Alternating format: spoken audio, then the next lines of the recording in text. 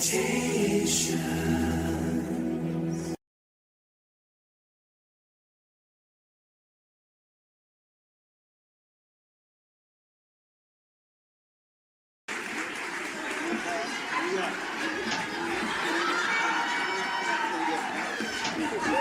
how I told y'all need the music. Don't. Even Kamala told you it's the butthurt blues. No matter who, it's the butthurt blues. No matter who, it's the butthurt blues. No matter who, it's the butthurt blue. It's the butthurt blues. No matter who, it's the butthurt blue. It's the butthurt blues. No matter who, it's the butthurt blues. I'm done with life. I'm done. I'm done. I'm done. I'm done. I'm done with life, and it's all Jermaine's fault. It's always Jermaine's fault. I'm done. I'm done.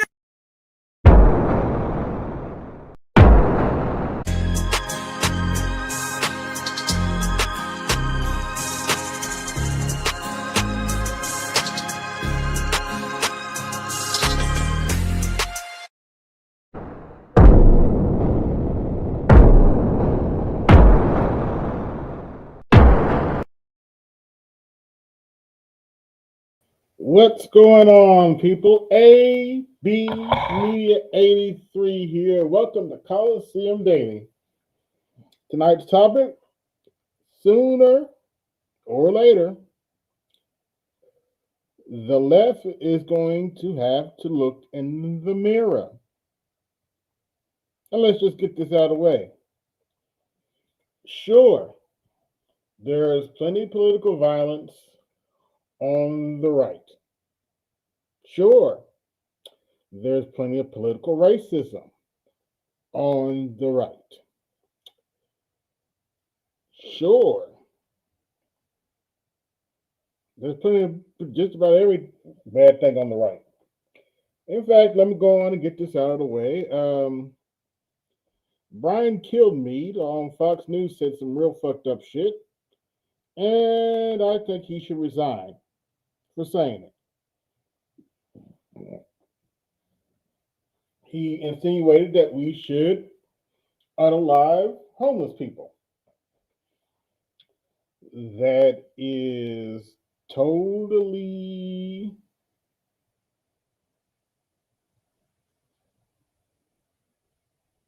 Can you hear me now? Do I sound? How do I sound now? Let me see what my mic settings are on. Hold on just a minute, folks. Let's see here.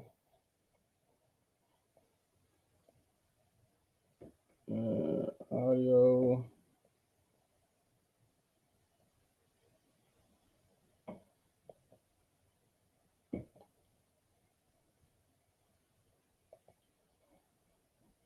Okay, how about now?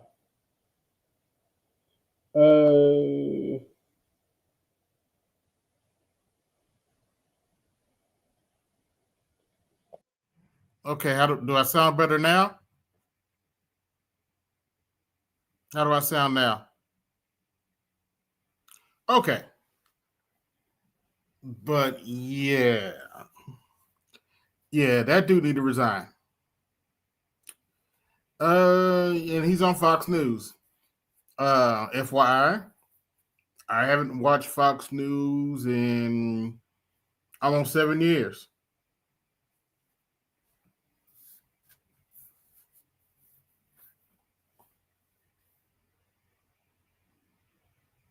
Yeah,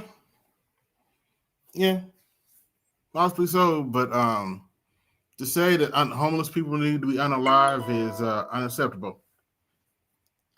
But that's not the point of this stream. The point of the stream is sooner or later, the left is going to have to look in the mirror. The left is going to have to realize they have their heathens too. The left is going to have to realize there is racism in the Democrat Party too. The left is going to have to acknowledge that the Democrat Party was started by a slave owner.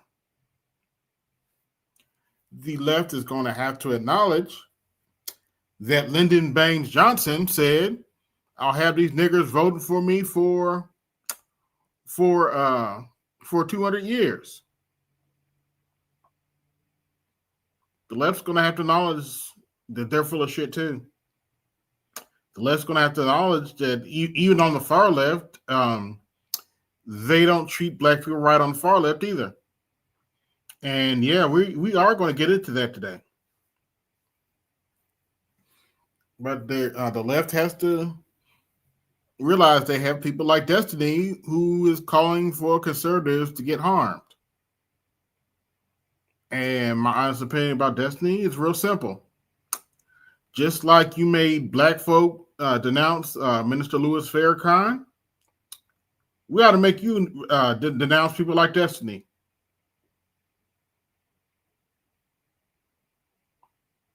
Yes, they are two wings of the same bird. And none of those wings have been cut off. There's two wings of the same racist birds. But you know, according to some people, according to some black shields on the right, racism doesn't exist, right? It's always been bullshit. And everybody knows that. But don't take my word for it when it comes to racism on the left. Let us go to my Colosseum Daily playlist and let's hear it from Savvy Sabs.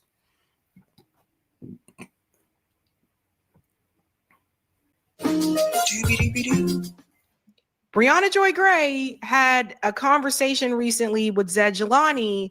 Part of that conversation went a little south because she brought up an issue that she is noticing in particular in left spaces with white leftists who were willing to, I guess, give some type of grace towards Charlie Kirk, but not to what I would say said to even some black leftists, right? So I'll give. Oh, yes.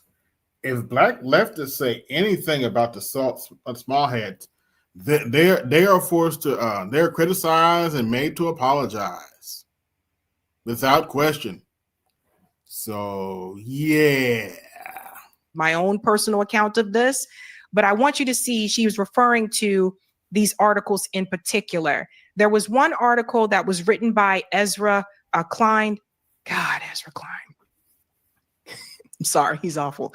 There's one article written by Ezra. Yeah, I ain't listened to Ezra Klein. And I just butchered the dude's name. I haven't listened to that cat in a while. Klein, that she highlights in this conversation. This is the article here. It is titled, Charlie Kirk was practicing politics the right way, again, by Ezra Klein. Now, he goes on to basically talk about how he may not agree with him on a lot of the issues, et cetera, et cetera. He says, you can dislike much of what Kirk believed, and following statement is still true. Kirk was practicing politics in exactly the right way. He was showing up to campuses and talking with anyone who would talk to him. He was one of the era's most effective practitioners of persuasion. When the left thought its hold on the hearts and minds of college students was nearly absolute, Kirk showed up again and again to break it. Slowly, then all at once, he did. College-age voters shifted sharply right in the 2024 election. Like I said, the left has to look in the mirror. The left was not speaking to the issues that college people were going through. The left was not speaking to the issues that black people were going through. So much so,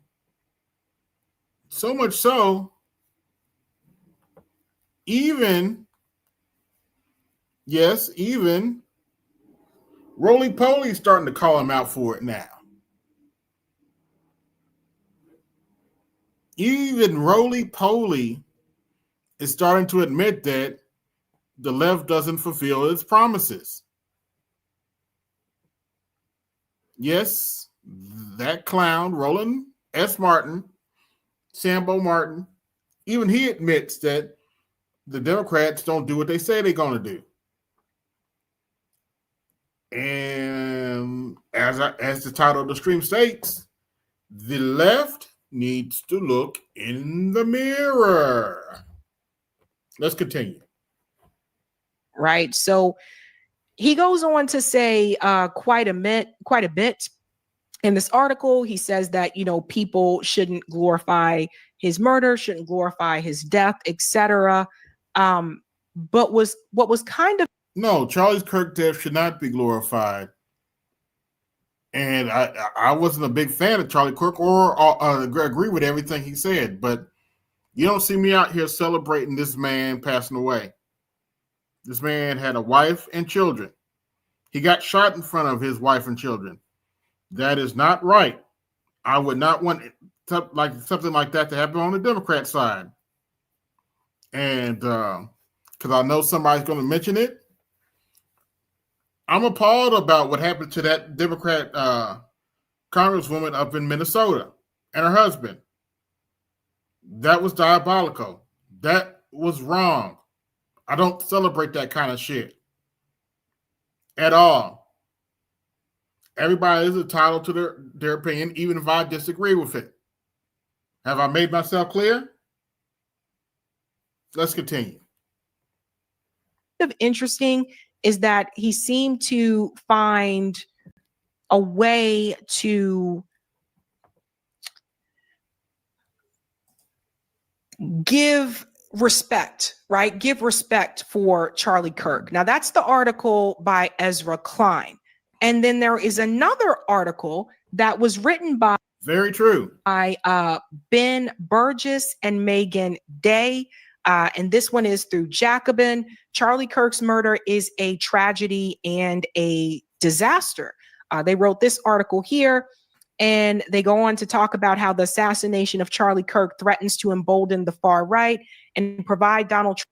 Yes, that is a problem. HBCUs have already been threatened. That is a problem. There are lunatics on the right. This stream is not to say that let me be perfectly clear. This stream is not to say that there aren't any lunatics on the right. There are lunatics on the right. No one denies that. Not even J.D. Vance. Trump with a pretext for crushing dissent, escalating political violence, corrodes democratic norms, and poses a unique threat to the left, right? So in this article, they too, similar to some point, they go on to talk about how they find a way to show some type of respect for Charlie Kirk. Now, here's the thing, and we'll get into the discussion with Bree. The thing here is this. I think for those of you who don't know, Breonna Joy Gray was once Bernie Sanders' campaign manager. So take that however you want to take that. For me, I can't speak for her. For me, I don't have an issue with them saying, okay, well, this is how I feel about this person, etc. I don't have an issue with that. Where I take issue is that these individuals, Ezra Klein was just recently interviewing Ben Shapiro on his podcast after he released this article and did not pressure Ben Shapiro at all on Israel or Gaza. But Ezra Klein will come after other people on the left. Ben Shapiro is what I would call a shill for the small hats. And I'm going to leave it right there. He is a shill for the small hats. And I don't like him. Plain and simple. Ben Burgess, who co-wrote this article with Jacobin, in Jacobin with Megan Day there, goes on to say, you know, reasons why he respects Charlie Kirk. He went out of his way basically to find good things to say about Charlie Kirk. But Ben Burgess has also come after people on the left and could not find good things to say. Ben Burgess in particular made a video. Notice the pattern here? Targeting a comrade of mine, Nick. You guys know him as Socialist MMA on Twitter. But Nick Cruz, he made a video calling him anti-Semitic. This was months ago. It seemed very interesting. Oh, yes. Even the lefty black folk get called anti-Semitic. It will get called anti-Semitic in a heartbeat. Interesting to me that people like Ezra Klein and Ben Burgess can go out of their way to find reasons to give grace and respect to someone on the right, but they have been known to demonize and discredit or try to find ways to humiliate people on the left, people to their left, and predominantly people who are Black. Say it again, Sabby. They find ways to criticize people on the left, particularly to their left, who are Black. But yet, when you listen to any liberal, you know, it's all the right-wingers who are the racists. They don't want to talk about their side. Once again, title of the stream, sooner or later, the left is going to have to look in the mirror. And this is something that I've noticed, and I called this out a long time ago, and I'll tell you about my experience in this space. But let's first get into this conversation that Bree had on Bad Faith with Zed Jalani. He's a journalist here. Listen to this. So my impression of Charlie Kirk was that he was racist. He engaged with me in a racist fashion, in a patronizing fashion. I saw Glenn Greenwald, who's a friend and who I, adore, making the case that people who knew him personally liked him.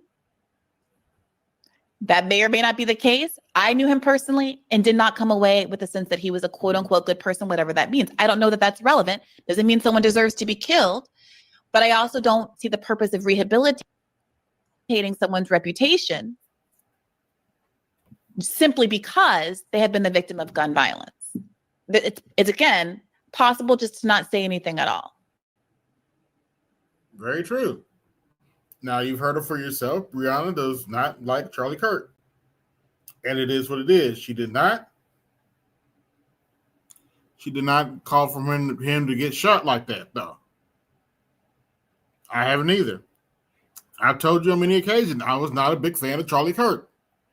I had heard about him. I played him once a few months ago, and that segment was less than 30 minutes. I was not a big fan of Charlie Kirk. But according to some people, I'm holding my breath for Charlie Kirk and Nick Fuentes to say something about Black men and Black boys. Yeah, I know. It sounds fucking stupid. Anyway. Especially in Jacobin magazine. So for those who are not aware, there was a back and forth on X between Brianna Joy Gray and Glenn Greenwald, where Bree was talking about her experience when she debated Charlie Kirk and how she did not have that feeling that he was a warm, loving person, etc. And Glenn was talking about his experience and how, Charlie Kirk was to him.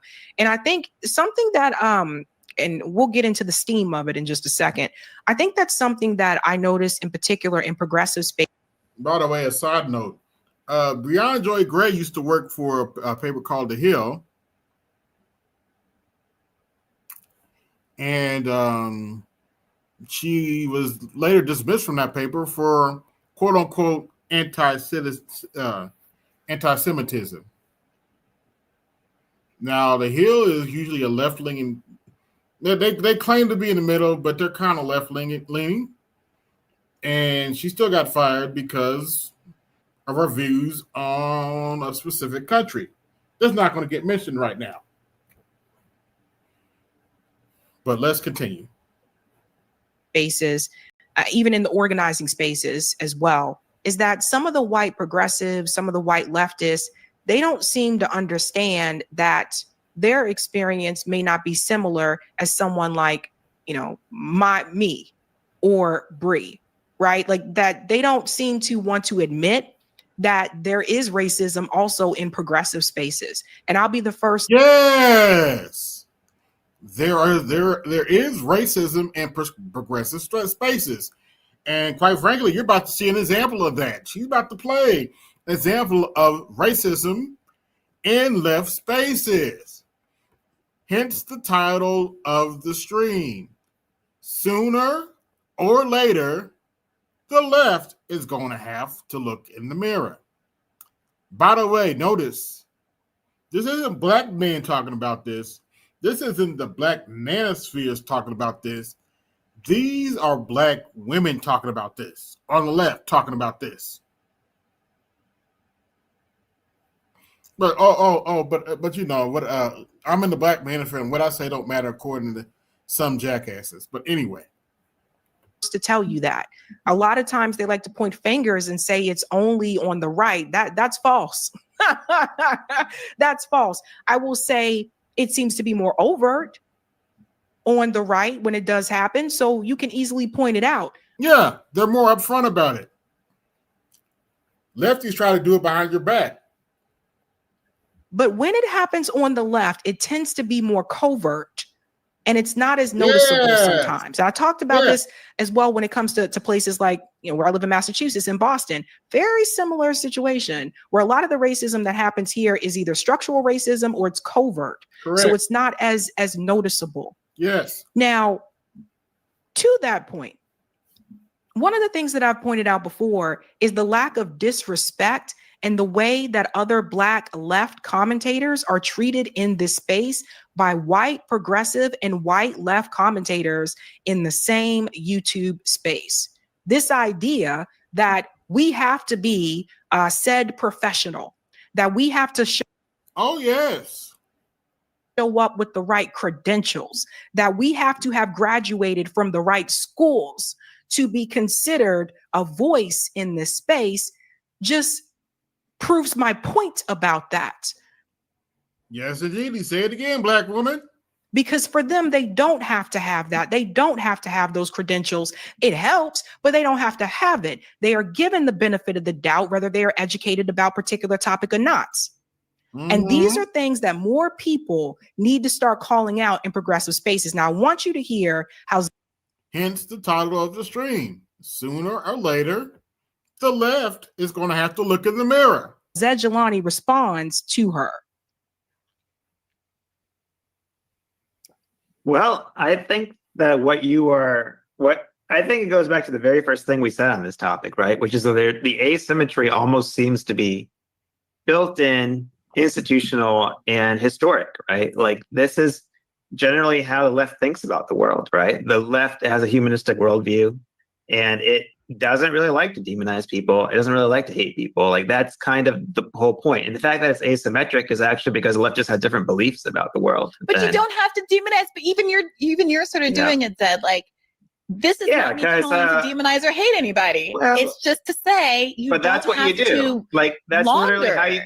That's how you love your enemies, though. Like that's what they're doing is what. No, laundering. That's what the left has always believed. That's what the left has always believed. Not what the Twitter people from 2014 believed. It's whitewashing somebody's record. No, that article had some very harsh. That article had some very harsh criticism of her. This one didn't do what Ezra Klein did. The Jacobin didn't whitewash his record. Ezra Klein. Yeah, they did criticize. They did criticize him for sure. Right. I know that article. It was a fine article. I mean, it wasn't. You can nitpick, but I can nitpick. So, but even that is frustrating to me because my deepest frustration with all of this is how easy it is. I'm sorry, how easy it has been for white liberals and white leftists to poo-poo the fundamental racism at the core of Charlie Kirk's ideology. And maybe that's like maybe that's not that big a deal to someone who hasn't personally experienced it. But when I saw the Ezra Klein article, my immediate reaction, I'm trying to find the tweet that I responded to it. I don't think it's just white. I mean, that's kind of a lazy racial. See, what had happened was. Let's critique. I mean, I think Martin Luther King Jr.'s kids put out the same, very similar Oh, now you got to bring up Dr. King. Sound like a right wing tactic. Doesn't it sound like a right wing tactic? Feel like a right wing tactic to bring up Dr. King? Oh wait, but he's on the left. Oh wait, but there's no racism on the left, right? Responses No, to they what you didn't. just read. No, they didn't. It's very That's sad. not. Nope. They did not invalidate. They did not try to whitewash who Charlie Kirk was. This is my response to the Charlie Kirk article when it first came out.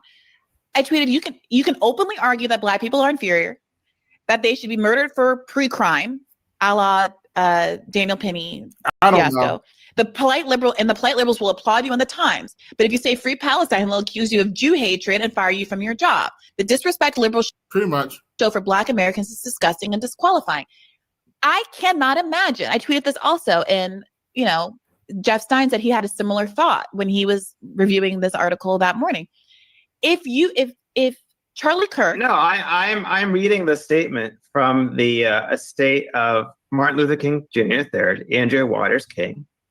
This is straight from their statement. Yeah, they said political violence is bad, and no child should see their father killed. Yeah. Whether we agree or disagree with the words a man speaks, we must never lose sight of his humanity, nor forget the sacred dignity that lives within each and every person. I mean, that's not a bad statement. No, I don't disagree with it. That is not the same thing as saying he was substantive. Like yep. Ezra Klein's article substantively applauds him for doing politics the right way. Are you angry? Notice the left and the right like to throw MLK in our face. What did Namer say earlier? The left and the right are two wings of the same bird. Notice both of them will throw MLK in our face when they're losing an argument against a Black person. As the title states, sooner or later, the left is going to have to look in the mirror. By the way, like, share, subscribe, hit the Cash App, support the show, hit the Super Chat, support the show. Let's continue. Practicing politics the right way. But are you angry at the King family? Are you angry at the King family for not denouncing his racism or whatever you think they should be doing right now? I think you're also. Are you angry at the King's family for denouncing their racism? Really, bruh? As the title states, sooner or later, the left is going to have to look in the mirror. You heard that dumb shit just like I did. Also falling into this binary trap. The argument is that you have to die. No, wait, let me finish. You kind of started it with the white. This is supposed to be a lefty too. With the race baiting. So let me pause here. So does everybody see what is happening, right? Yeah. So again, but when you listen to liberals, it's only the right that does reverse racism. That's not what I'm looking at right now. Listen to a liberal. Only the right likes to do that reverse racism. I can tell you from my experience in particular within this independent media space and also within the organizing spaces, because I'm also an activist as well, right? In the organizing spaces, I seem to have noticed this whatever spillover from DSA, and that seems to be where it comes from. This whole idea that we're only just supposed to focus on the economic issues and not talk about anything else. Mm-hmm. Okay. But then you talk about other things. Yeah. It just seems like whenever we would bring up, well, listen, this is happening to Black schools. This is happening to Black educators. This is happening to, listen, Black wealth in Boston is $8 compared to $247,000 for white families. Like, these things need.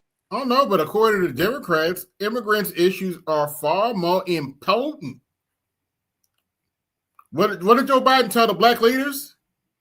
Remember what Joe Biden told the Black leaders? If you want something, you're going to have to ask the Hispanics. Also remember, Joe Biden told the Black people to vote for him. I didn't. You got a problem voting for me or Trump, then you ain't Black. He told your black ass, you ain't black if you didn't vote for him. Well, I guess I ain't black then. Oh, well. Anyway, let's continue. Need to be discussed. They don't want to hear about that. Don't talk about that. Put it under a blanket, put it to sleep, tuck it away.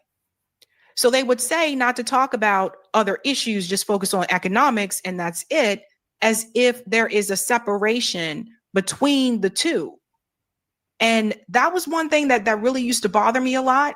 But then at the same time, they would be okay to bring up other issues that focused on other specific groups. And what I come to realize as time went by is that the problem that they seem to have a issue with was the word was the black. It was the black people. Yes. Oh, but it only happens on the right. Right. The lack of giving a shit about black issue only happens on the right. Right.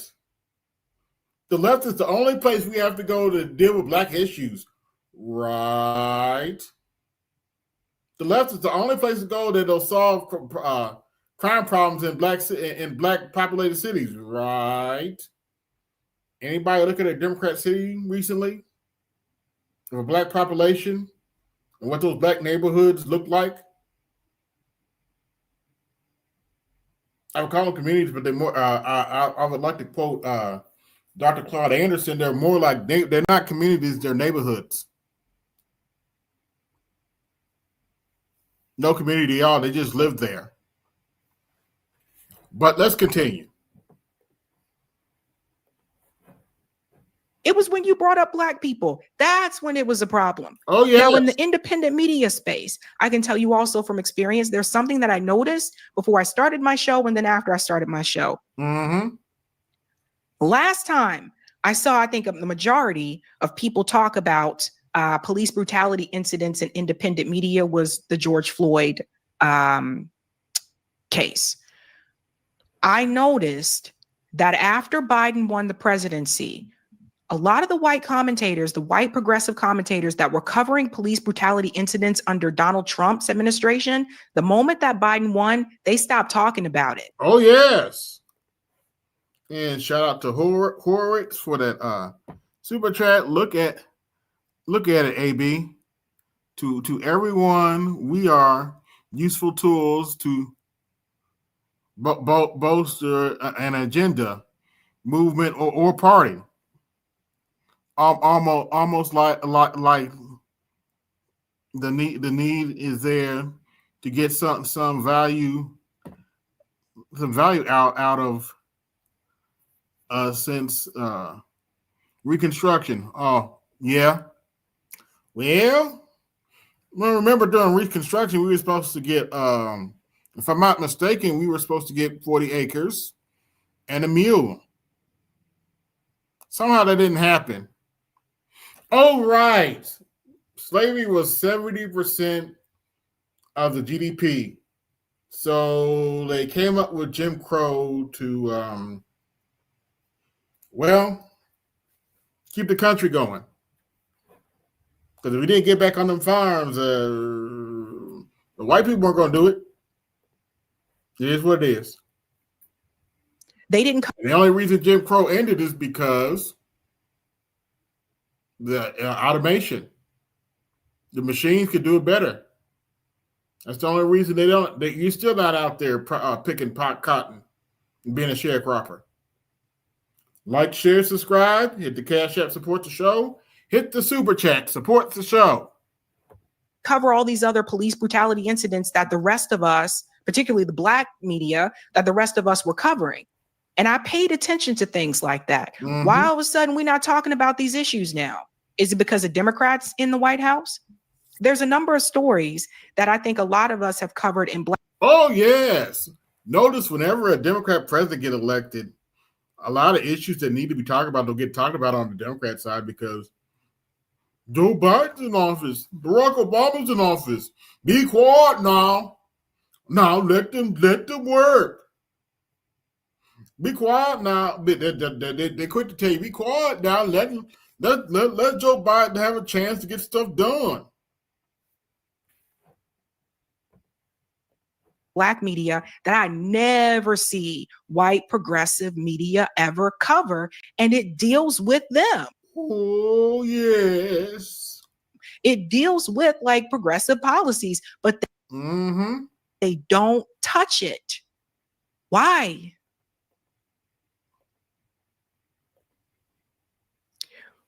We have noticed, and Bree has probably noticed this as well. I have also noticed, again, as someone who's in this space, I got to tell you, it took me time. I started this show in 2021. I worked my ass off. Bree is one of the people who, when she was still on Rising, she brought me on Rising a lot. And that was one of the main reasons I was able to really grow, is because I went on Rising so many times, right? A lot. Yes. She also brought me on Bad Faith and my comrades from RBN as well. But one of the things I can tell you from my personal experience, I sat here and I watched white commentators that were not knowledgeable about said issue, didn't have the accreditation that is so much demanded of those of us that are Black.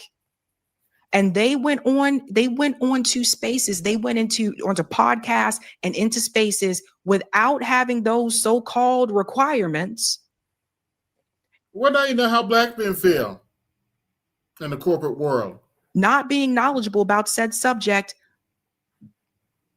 they went into those spaces just fine. Oh, yes. But when it came to people like me, my comrades at RBN, others like, and you know, Black Power Media, et cetera, all stuff, like all of a sudden it's, you have to have all these qualifications. But the white commentators didn't have those. Join the club. As a Black man, you have to have a whole bunch of qualifications. And you're usually the last hired and the first fired. And that was going, and that's what happened. That's when DEI was in place.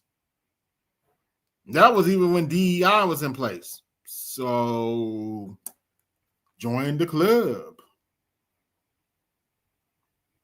It is what it is. Those qualifications. These are the things that I personally have dealt with in this space behind the scenes. Mm-hmm. I believe So it. I think what Bree is pointing to here is that the way that Ezra Klein was willing to go out of his way to write what he wrote, to give grace for Charlie Kirk, the way that Ben Burgess was willing to give grace for Charlie Kirk, those two said people are not willing to give grace for people on the left, in particular, Black people on the left. Let's continue. It gets crazier. Well, you never let me even finish the point about that. It's not race baiting. It's funny that you're like, Zed, it's not race baiting to point out. And humanist. Wait, how am I selectively racist? No, you're accusing me. Why did you want? No, you know what? You're just like Charlie Kirk, actually, Zed. You sound just like him. That's hilarious. So, wait a minute. Do you think that Charlie Kirk was racist? Talk about race. Why do you think? Oh, now he's playing the reverse race card. But wait, I thought only people on the right do that. Only people on the right play the reverse race card. Right.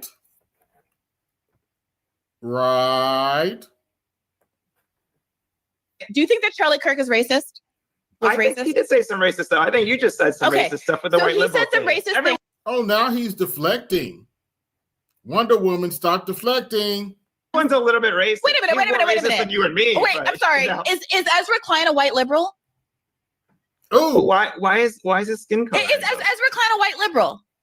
I mean, it's pretty racist to focus on the fact that is Ezra Klein a white liberal? Is he a white liberal?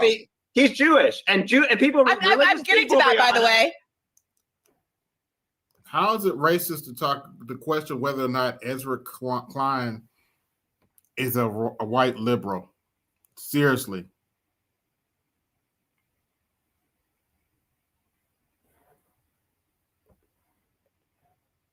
I'm getting to that. People, Brianna, unlike you secular pagans, are raised to love our enemies, okay? I know you don't understand that. You don't understand. Wow. Let's talk about Zed. Let's talk about how out of touch Ezra with everyday Klein. Americans. You are so out of touch with everyday Americans. Oh, now she's out of touch and an angry black woman, huh? Oh.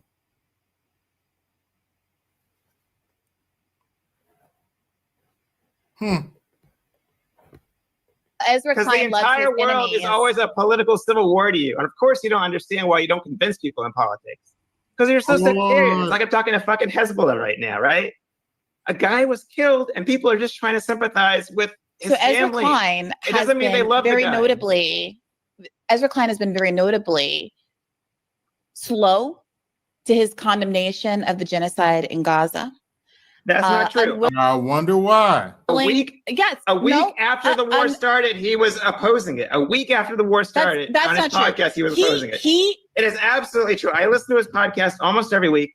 That very first month of the war, he was denouncing the war. He was denouncing the conduct. Because my recollection was he did not use the word genocide, but you're right. He didn't use the word genocide until very recently. You're right about that. Okay, there was a big wave of people who were finally willing to concede what was obvious and word that many of us were using immediately in the weeks after October, in the days after October 7th. But it was she got fired from the Hill for talking about October 7th. The genocide. So I would argue that denial of the broad consensus of international authority on the subject is slow. If you're just getting to it now, you can characterize that differently. But my point is that, and the point that I was making in this tweet that I read that I wasn't able to finish, was that if Charlie Kirk, it's hard for me to believe that if he had similarly inveighed against Jewish people the way that he does against Black people, that Ben Burgess would have felt as comfortable and chummy with him and would have been as comfortable giving him plot. I've played some of the stuff that Charlie Kirk has said about Black people, and I firmly disagree with it. Just for the record. Audits for his interpersonal skills in the context of this debate. And I think I had the same exchange with Glenn Greenwald. I didn't. I'm sorry. It's hard when I'm looking at someone who has open contempt for me as a race. He says it, open contempt for me and my intellect because I am a Black woman. Everyone loves people who are nice to them. That's like the whole point of love your enemy. That's the whole point of love your enemy, Brianna. Right. Everyone loves someone who's nice. Love your enemy and criticize Black people as soon as you can. To them. Everybody on the right loves people who are nice to them too, right? Like that's what the left is about, Brianna. You got into politics very, very late in your life. You got into politics late in your life, Brianna. I'm someone who was raised around civil rights leaders who used to. Oh, now you tell Brianna that she's not quote unquote not qualified, and you just an angry Black woman. But shit like that only happens on the right, right? Attend their speeches as a child. This is what the left is about, Brianna. I'm teaching you something. Why don't you ever learn from anyone else? You're always lecturing everyone else. Learn from someone else. You're just an angry Black woman. Does everybody see the way he became unhinged here? Yes. I grew up around civil rights leaders. I just learned something from someone else. Yeah, in other words, I'm more qualified by default. You just an angry Black woman. And it's not me saying it. It's this dude saying it. This ain't the Black manosphere saying this bullshit. This is people on the left. Yikes. Like it's just, I think, and I'd have to ask her, but I think the point that Bree was trying to get across is when like, share, subscribe, hit the Cash App, support the show, hit the super chat. Bree went into that space with Charlie Kirk. She was disrespected because of her race. Bree graduated from Harvard Law School. She's smart. She's intelligent. Okay. And if I remember correctly, I think what he said to her was that she is. She was inferior because she was born Black, something like that. Very, very smart, very intelligent. And her experience is not the same as Glenn Greenwald's experience. And by the way, I think Glenn Greenwald's a great journalist. I like Glenn as well. Or Zed, Jelani's experience. And she's trying to talk about her experience, and it seems like it's automatically getting shut down. And it brought me back. It reminded me of my experience in those organizing spaces, and also currently now within independent media, where this seems like it's like the idea has to come from white leftists. Can't come from you. Yep.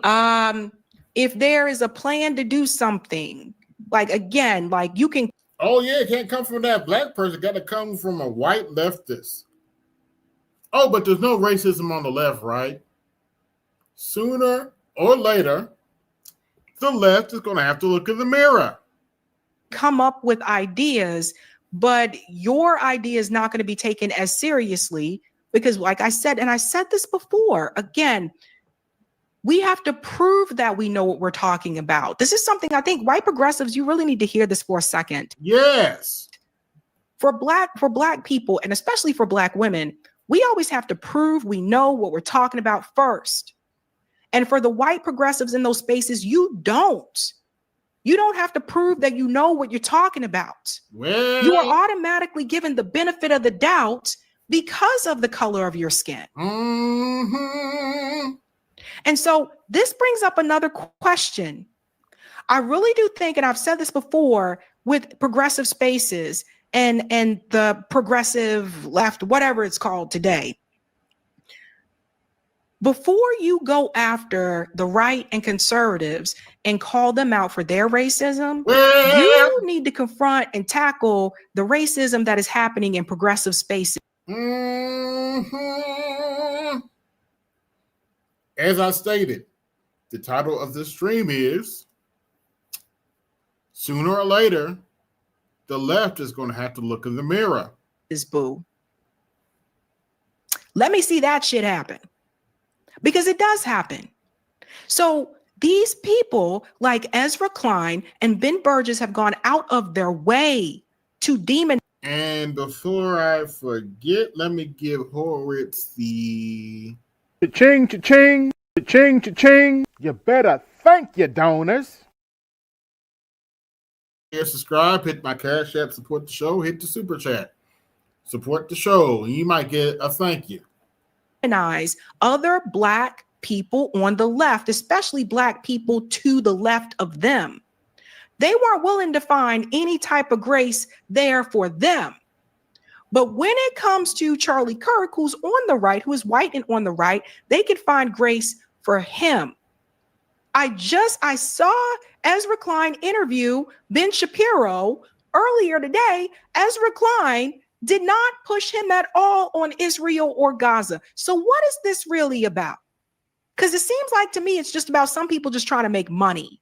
That's what it seems like to me. It doesn't seem like the ideology really sticks as much. I think people just blowing where the wind goes to see how much money they can make. But the point that Bree is trying to make is very valid. And it makes you feel as though when you tell people about your experience, it's dismissed. I feel in this conversation. Oh, but that only happens on the right. Right. That doesn't happen on the left. Listen to her for yourself. Listen to Savvy for yourself. Listen how Brianna was just talked to. But that doesn't happen on that only happens on the right. That doesn't happen on the left. Like the title states, sooner or later, the left is going to have to look in the mirror. You cannot talk shit about the right and the racism when you have racism yourself. When you have bigots yourself. When you say condescending things to black folks yourself. And that Zed Jelani is. And it's not just me saying it. You got two black women saying it too. Trying to dismiss her experience, but she's supposed to listen to everyone else's. Yep. Now you know how black men feel when we talk to people on the left. We'll finish up. And they even nastier to us. With this part here. Learn from someone else. I have ever had on this podcast. Do you know that? Listen to all this dude's talking to her. This is supposed to be somebody on the left. Because most I people have just never, don't like in talking fact, to you. wait a minute, You're Zed. arrogant. I'm trying to teach you That's something. actually not. Oh, now she don't know shit. Even though she's graduated from Harvard, she don't know shit, and he's trying to teach her something. Not true. People love talking to me. And in fact, When do you change your mind about anything, it's Brianna? really- When do you change it's your mind really- about anything? I'm trying to tell you that it's worth this thinking is about the other like- side of things. I don't want to diagnose. Let me not diagnose you. But it's honestly a kind of like almost a scientific curiosity how you manage to be so sort of histrionic and triggered at the most unexpected points in our conversation. Yep. Well, let me ask you this. I remember when you told me Ralph Northam was going to resign. Every black person in Virginia wants him to resign.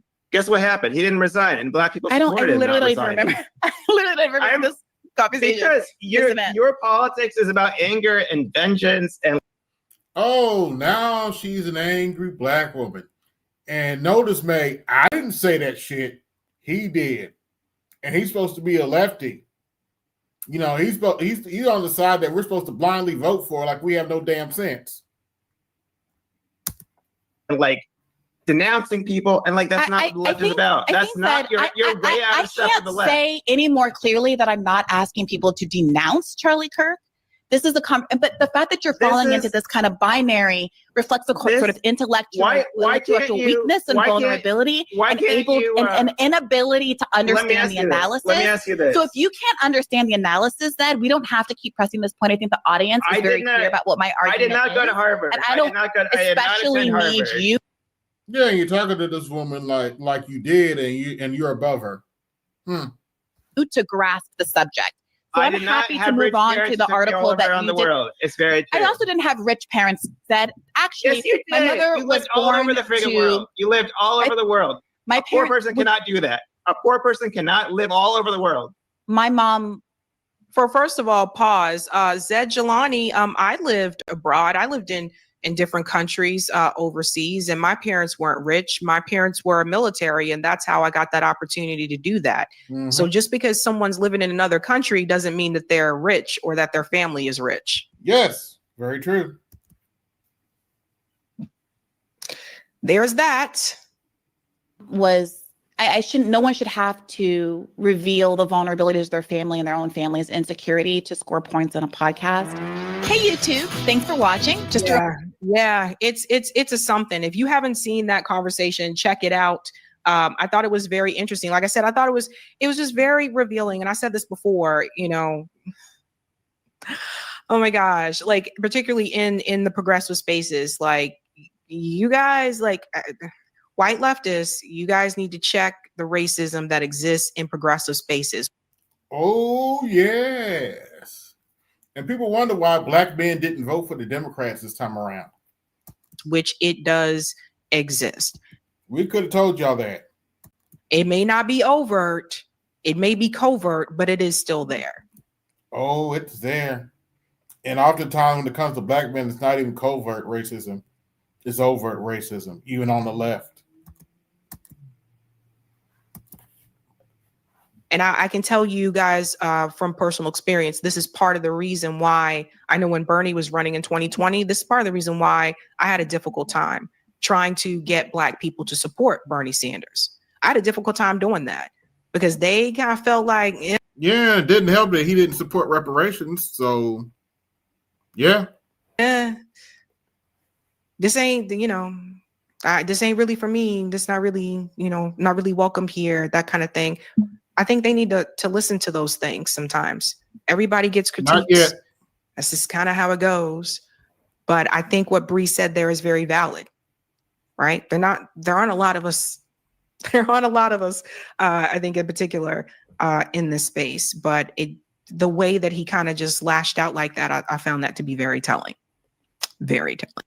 As I said, sooner or later, the left's going to have to look in the mirror. Now, we're going to go to the next video. And you're going to see another reason why sooner or later, the left has to look in the mirror. Let's go to a little clip of Destiny.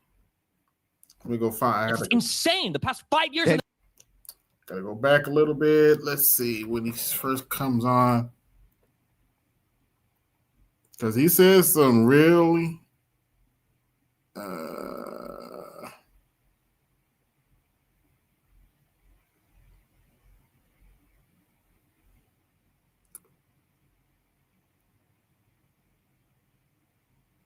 So right here. About, but Pierce, you making your money, brother. Go on and make your money, man. It's all about making. Not worth it. Cornell, this brother it's all right about here making is money. part of the problem. This other brother who has a deep connection to Charlie, he's willing to at least listen, but this brother's not willing to Cornell, listen. can you sit down? I would like you to remain part of the debate. This is ridiculous. This is ridiculous. He's smoking his cigarettes with his arrogant self. Come on, man. We don't have enough dialogue at all. Surely you're not going to walk out in a debate about dialogue. More? Go on and make your money, man. Right. Okay. It's a kind of farcical to quit a debate where we're literally debating about the importance of free speech and being able to listen to each other's opinions, which seems to me completely insane. Anyway, we've lost Cornel West for now. Maybe we'll get him back. Well, Andrew Wilson referred to Destiny's insane tweets a little earlier, which were disavowed by Anna Kasperin. Well, Destiny joins us now. Destiny, you've been quite active on social media since Charlie Kirk's death. When Erica Kirk posted Charlie's coffin, you responded, she tagged him, brackets, crying face emojis. In response to Alina Haber's tweet ordering people to fly their flags at half-mast in memory of Charlie, you posted on X, buying flags and poles just to fly them fully erect. And you then posted yesterday, ending every conservative debate call out I'd do in 2026 with "Don't dodge, bro." That's not what Charlie would have wanted. I mean, do you think? Wow. So he's basically threatening violence. That your response to the cold-blooded murder of Charlie Kirk has been appropriate? Yes. I think that the only way this country moves forward into a better world is when conservatives can finally realize that they need to turn the temperature down on their side. We are 10 years into whatever this Trump madness is, and there is not a single mainstream conservative that will call for a lowering of the temperature on their side.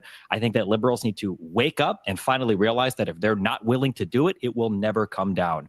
If you wanted Charlie Kirk to be alive, Donald Trump shouldn't have been president for the second term. So it's Donald Trump's fault by default. Because Donald Trump got elected is the reason Charlie Kirk got assassinated. That doesn't make any sense, but okay.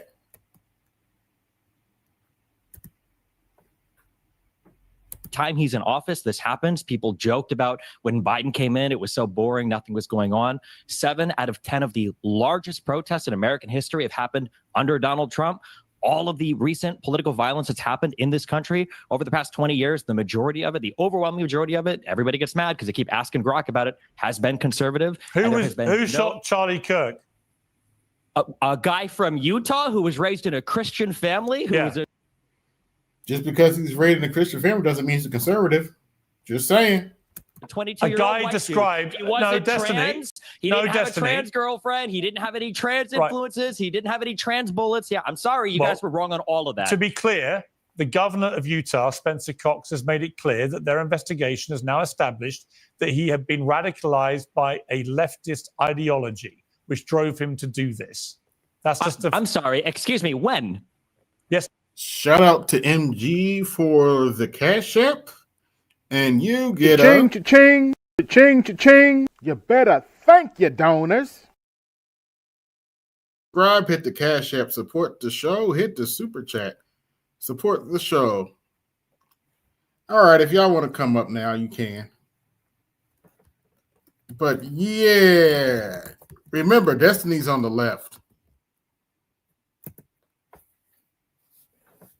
Allegedly.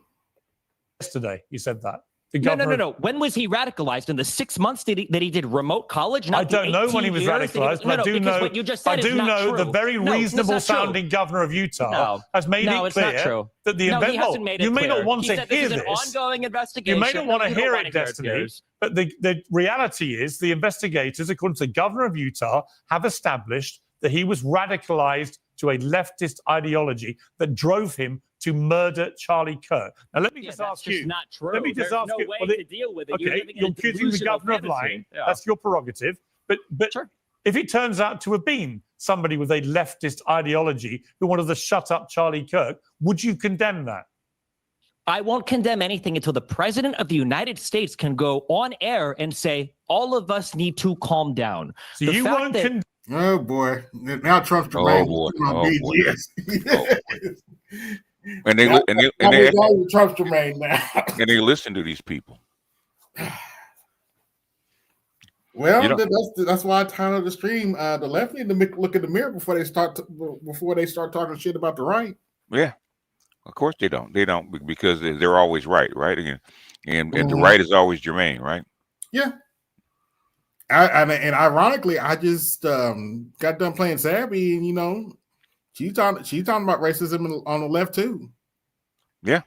Yeah. Yeah. She playing that clip with Breonna Joy Gray and dude talking to her. I didn't know Breonna went to Harvard. I'm not surprised, but dude talking to her like she's a child. Yeah. A lot of your white limousine liberals are like that. They're very smug. Oh yeah, you would know. Yeah, I know. That's why you call them limousine liberals, huh? As a liberal, yeah, they don't like me. Most of them don't like me because I keep hitting them with facts, and they start. And then they'll know, especially the women. How they cross their arms in front of their chest and walk off. Yes. Yeah, I used to get a lot of that. Yeah. Yeah, because The murder of Charlie Kirk until Donald. So go ahead. Because I would say, bitch, I'm smarter than you. Okay. Yeah. Deal with it. Now that's when if I don't I don't do that very often because I can be intellectually arrogant. I try not to do it, but for them, there's a special kind of hell where I pull on them. And me and Destiny would have a real good time. Donald Trump says something. I'm a YouTuber. Leftists and Democrats have been condemning and turning down the temperature, condemning violence, turning down the temperature for a decade. Bullshit. No, they have Donald not. Trump can't go on TV and. How many times have they called? Let's see, Nazi, Hitler, anybody that supports him, a Nazi sympathizer, you're a fascist, blah blah blah. Turn down the temperature of my ass cheeks. Don't forget the T-shirt. I punch Nazis. Oh yeah. All of us need to calm down. Right. Can you tell me why he cannot? Why tell would you his side expect to anybody, calm down? Destiny? You can't answer that. Can you answer that question? Why can't Can Trump you go on answer TV this and say, question? all of us should be less violent. Why do you can't think? Trump say that? Why do you Why is think? your Trump say behavior that? I feel contingent like on Donald I'm Trump? insane right now. Why Why do you is think? your No, let me behavior ask a contingent question. on Donald Trump? Let me. Yes, exactly. Yeah, because you call you out, man. Yeah. Why are you acting? Because you're acting like a child. Ask a question. Because he's the president of the United States of America and the leader of the opposing political party. Destiny. Let me You just. have a huge audience of young men who I'm a listen to YouTuber everything you have to who say. has more So young when men you, following it him. doesn't matter. Who You has have a more young- huge it doesn't audience, matter. and because This of is the fact that world you have a I'm huge living in, audience, and you your have brain a has been responsibility broken by to online not turn. rhetoric. No, And it your hasn't. brain It has hasn't been been broken. destroyed Actually care because about the people country bullied you and on want to bring Twitter. people together. If You you do the you should tell opposite. Donald You Trump represent Damn, he worse than Jake. Yeah. tell the people worst to of us, be Destiny. less You're violent. embarrassing. You should tell You're Donald. embarrassing. All right, let me ask Watch how Destiny easy a this is. question. Watch how easy this No, is. hang on. If Donald Trump would've shut up come out once, and say- please. If Donald Trump would have come out Destiny, and say, "Hey, we should all be less violent," Destiny. I have no problem saying. And if he had come out to say that, they would still be bitching like a motherfucker. Destiny can't shut up. I have one Absolutely. question for you, Why Destiny. can't conservatives do that? Why can't conservatives do that? Destiny, I have a question for you. Why do you think in your campaign for everyone to dial down the temperature, why do you think that mocking the grieving widow of Charlie Kirk when she posts an image of her at the coffin side, why do you think that constitutes turning down the temperature? You can't turn down the temperature on your own. The president of the United States is inflame the not temperature. able. You're to mocking no, his it's widow. already inflamed. You're What are you mocking his talking widow. about? We've had multiple political assassinations over the past year. What do you mean it's turning up the temperature? Why did you mock his widow? Online because Why did you mock his widow? Because she's being used as a political weapon right now Wow. for conservatives to continue. What do you mean? Wow, she's literally doing. Her husband just got ads murdered on email. Yeah, and she's using in front of her. I might add. Yeah, she was in the crowd. it to drive up recruitment for and a you political can't even movement. condemn the murder. You won't condemn it. Can't even tell his side. You're to so turn the temperature deranged down. about Trump that you are cannot condemn the unhinged. murder It is such because a you're joke, waiting and for you guys Donald sit here Trump and to say make money something. off of it. It's All right, let me bring crazy in to me that Republicans can't do it. Let me bring in Jack Posobiec. I gotta say, I'll be straight up with you, BGS. Yeah. You know what black people need to do? I know they ain't gonna do it, but you know what they need to do? What? They need to look at the Democrats and say, look here. Just like you made us denounce Minister Louis Farrakhan, yeah, you need to denounce this motherfucker now. I think they have, okay. They have denounced Destiny. Destiny, for the most part, Destiny for the left is, especially after the white thing has become a joke. And why he's up there on Piers Morgan, I have no idea, because you actually give him more clout. And then you let him run amok on your show. That was the point of it. That's what he's for. No. Yeah, Piers Morgan likes that kind of drama, though. Oh, in other words, eyeballs. Okay. Yeah. There's no answer to that question, Piers. You can't say which question. Piers Morgan had Andrew Tate on the other day. So what does that tell you? Well, you can say a lot of things about Andrew Tate. And Andrew Tate is a lot more respectful, a lot more mannered than this guy is. Yeah, that is true. I mean, Andrew Tate answers the questions directly. He'll give you a full answer. He'll wait his turn to speak. He's not going to really talk over you like this. This guy's unhinged. Well, this guy's a twink. He's a woman, so he's a woman in men's clothing. Why can't Donald Trump? Yeah, I'm starting to see what you're talking about. Unfortunately, damn. Yeah. Simply go on TV and say we all need to turn it down, Fine. like Biden could, like Obama could, Fine. like the Clintons could, like Kamala could. Why not? Why can't you condemn the murder of Charlie it's Kirk? Unbelievable. I'm not the president. Why of the United can't States. you condemn the murder of Charlie Kirk? Unbelievable to me. Why can't you condemn the murder of Charlie Kirk? Damn, he's more of a lefty woman than the lefty woman on there. and a conspiratorial is a lefty. Because it wasn't this is what he's here for. Yes, it was. It actually was your side that caused it. It was your side. This guy was raised in a white. Anybody can condemn the murder. You can have two subscribers on TikTok. You can condemn the murder. Mm-hmm. And I addressed it earlier because people keep bringing it up. I condemn the murder of that the Democrat who lost her life in Minnesota. Yeah. Yes. And her husband. That was horrific.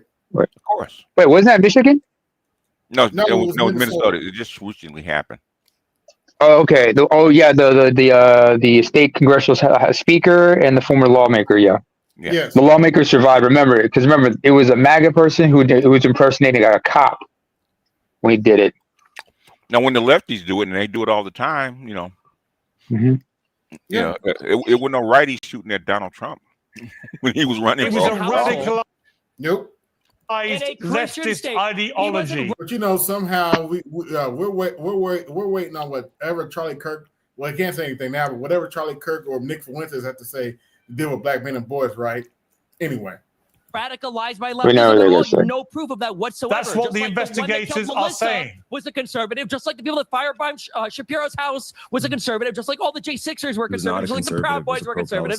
Every single one of these people. Oh, it's Jack Posobiec, what, the author of Unhuman, another person that Charlie's reporting. Good one, dude. I'll give you one last chance, Destiny, to condemn the murder of Charlie. Yes, you are acting like an unhuman. Why can't I hear Donald Trump condemn violence in this country? All right, you won't condemn it. Okay. This is basically what he's trying to say about Donald Trump in a nutshell. Basically, this is what he's saying about Donald Trump. They're still peeved that they lost that election. They're still peeved that Kamala Harris was a lousy candidate. Yeah, well, whose fault is that? Anyway. I'm done with life, and it's all Jermaine's fault. It's always Jermaine's fault. I'm done. Well, that's the point I made on Facebook. She wasn't qualified to be president. She wasn't fit to be president, in my opinion. And you have very intelligent people that follow this crap, and that even after the Democrats have admitted why she lost, they still can't accept it. It still Donald Trump's fault. Yeah, multiple Democrats have come out and told you why they lost, and y'all still complaining like we were wrong when we were right. Yeah. We've all heard. That's insane. We've all heard you repeatedly refuse to condemn we've heard Donald Trump refuse to condemn it too. But for some reason, the leftists on YouTube are a bigger deal. Unbelievable. Yeah. What's incredible? Notice the lefty sitting right next to you, just like, come on, man, you're embarrassing us. Come on, stop it. Because you don't have the basic humanity to condemn it. You'd rather taunt his widow. I find that sickening. Jack Posobiec. I find it sickening that when people are getting killed in the country, the president of the United States on Fox and Friends, when they're begging him, what do you say to your followers that want revenge? He says, I don't know. All the elections are rigged. It's the radical Democrats. That's insane to me. And then the fixation is, well, who on Twitter and YouTube? By the way, I condemned the Fox host earlier for claiming that homeless people should be on the live. Oh yeah, well yeah, he did get condemned, and basically he apologized for it. I'll give him that much, but his mask slipped, so okay, he forgot I'm on TV. He thought well you'll learn. Okay, condemning. You gotta learn the hard way. Yeah, Jimmy Kimmel just did so. Yeah. I'm still waiting for more information on that. I did hear about that, but but Jimmy Kimmel. Wait, what happened to Kimmel? Yeah, his show got suspended or canceled. Yeah, or whatever. suspended. I mean, come on, man. I mean, before you even say it, I know that your people are telling you need to let this go and need to, worry about your money. Yes. And let this go past. Okay, if you want to if you want to do it, don't do it in public like this because that's how you make your money. Okay, but the FAFO, right? Yeah, you clearly see the right's going to make Charlie Kirk a martyr. So yeah, basically, great, man. Okay, the thing is, evidently, I guess you made enough money. You don't care, and sometimes it gets that way. You've been making money for the last 20 years. So I guess you said it's not in Whoopi's situation. You heard what she said, right? Whoopi wants to maintain her lifestyle. Whoopi can. Yeah, she said she can't retire because she didn't marry the right one. No. Yeah. You do not qualify for Mr. Cartwright, okay? Yep. You had to pay somebody to be with you. The violence. Okay? All right, Jack Posobiec. I didn't even think about that. Lonnie loved playing that motherfucker. She gotta be. Lonnie Love claimed the what? Paying that motherfucker she was dating. Now she gotta be. Yeah, she gotta be. Come on, man. This is not rocket science. You Whoopi Goldberg. You want a good-looking white man. You got to pay. Now you want Oprah wanted a good-looking black man. She had to pay. I don't know why. Jesse Williams, anybody? Yeah, I don't know why people so anesthetic of that happening. Okay, if a average-looking dude's got a lot of money, he wants to 10, he got to pay. So. Yeah. But when it was the other way around, okay, well, I don't care if I'm butt ugly, I'm a 3, and I want a good looking guy. I shouldn't have to pay. I should get it for free. No, you don't, baby, get it free. You got to pay just like everybody else. You're not entitled. You're not entitled to a goddamn thing. Yeah. And so you have a great example here. You mad because you had to pay. You should have married that ugly ass Jewish producer. Oh, the type of cancer I'm talking about. Oh, BGS. I just have one thing to say. Direct. Go ahead. If you ever get into a debate with Destiny, just for shits and giggles, I say this: we got to get you a guardian cap like those NFL players, because we don't need any of his blue shit getting in your hair. He's gonna probably dye you inadvertently. Got to protect the skull piece. The thing is, I have to stop myself from bringing in this personal life. Okay, what if I get into it? Yeah, because I call him a motherfucking twink in a heartbeat. Okay. Yeah. I would have to stop that. I have to, concentrate because really I don't believe, I don't like that because I see that all the time with me. They try to, attacking me is fine, but attacking my family is another thing. So I personally don't believe it. So I probably wouldn't do it. But motherfucker, you a twink. I knew he was a twink when I first saw him. So motherfucker, you a twink. Yeah, I'm gonna have to cover. I'll probably cover it on Saturday. I'm gonna cover. I'm gonna cover another part of this segment because right before this came on, Corner on West walked off. Rightfully so. Well, I'm talking about of this group. Yes. Yeah. I'll cover that. I'll cover that. Oh, by the way, AB. Yes. This whole conversation regarding the liberals and everything, we forget that, the magical Negro trope they have for black people and how much they try to pigeonhole black people into that trope. Yes, that's true. That's one thing I think that needs to be brought up. I mean, shout out to Layman Journal for bringing that up, because I remember he brought up the movie The Knives Are Out, where they had a Latina in the place of the magical Negro, because they believe that black people want to do their part but want nothing out of this. Bullshit! This ain't no charity work. We're in it because we have a vested interest. Well, y'all have a vested interest. Yes. So it's so bad down. Even Roland Martin is slowly has to admit the Democrats ain't doing enough. Is the money running? Did the money run out for his ass? That's one question I gotta ask. I don't know. Hey, call the accountant. That's all I'm gonna say about that. They refuse. They obfuscate. They refute. They say it's not true. They lie. You could see from the bullet casings. You could see from. By the way, like, share, subscribe, hit the Cash App, support the show. Hit the Super Chat, support the show. The BGS tax is in effect. Postings. You could see from everything out there that it's very clear what happened here.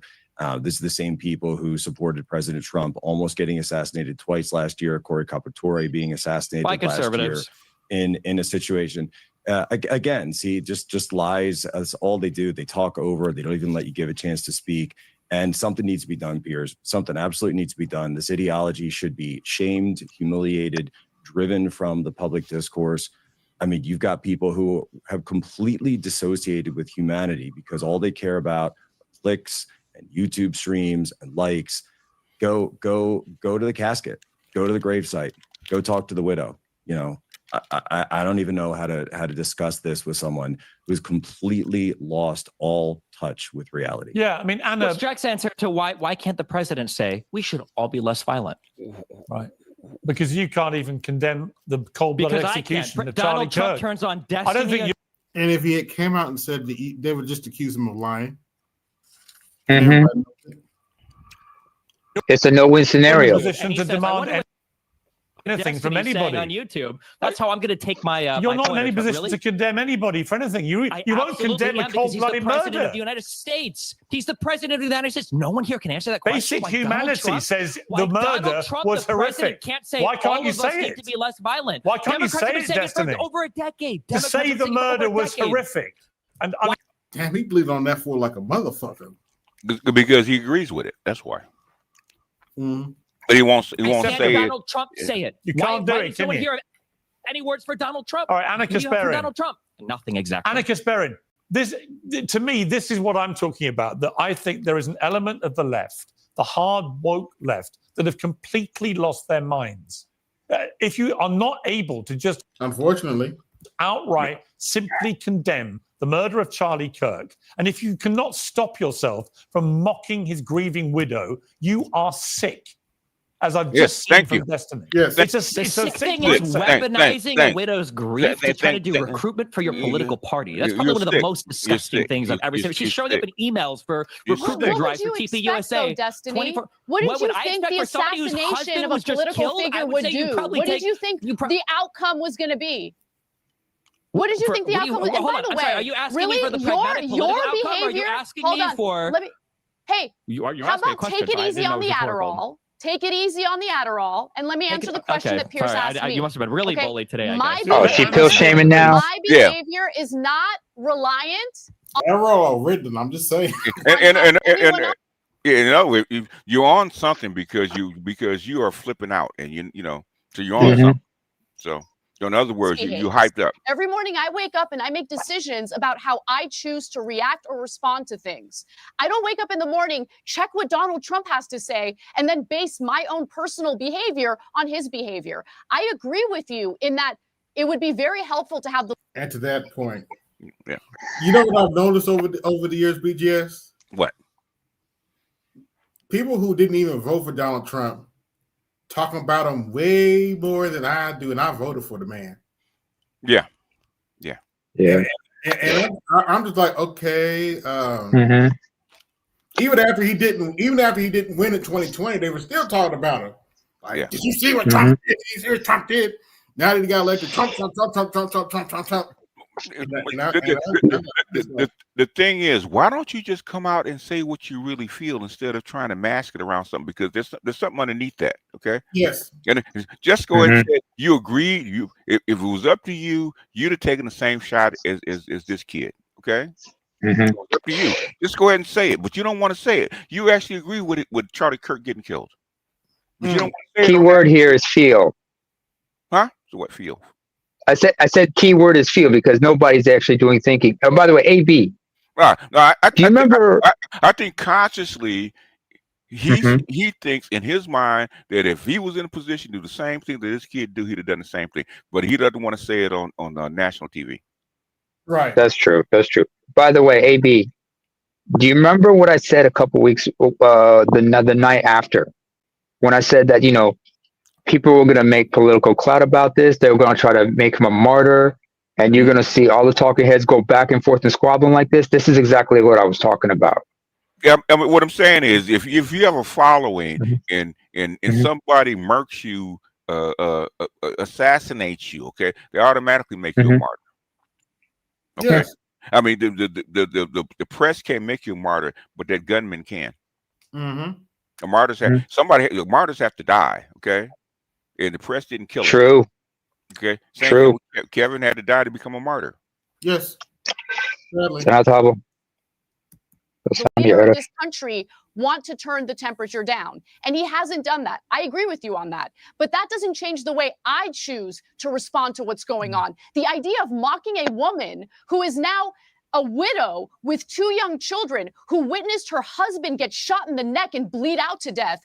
How can you mock that? What is wrong with you? I just don't understand it. That's it. I don't understand it. I don't understand you, Destiny. You have so much hatred in your heart, and at the same time, it's such a simple thing. If you're going to weaponize somebody's grief against the other party, well, then of course people have a right to fight back against it. I think that she has every right to grieve in whatever way she wants, but when that grief is going to be weaponized to do recruitment, political recruitment, and further radicalization of the other side, then of course you not only have the ability to mock it, I think you have the obligation to mock it. It's insane.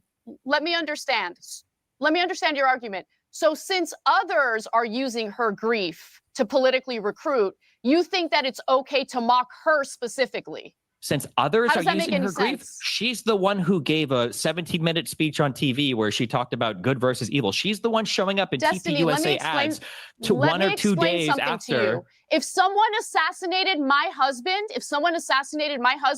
I would not be able to have the level of composure she had during that speech. I would be out for blood. I understand why she's angry and why she said the things that she said. Okay, you need to understand what being a human is, what it's like to actually lose someone that you love, that you chose to spend your life with, that you chose to raise children with. Would you label him a nihilist?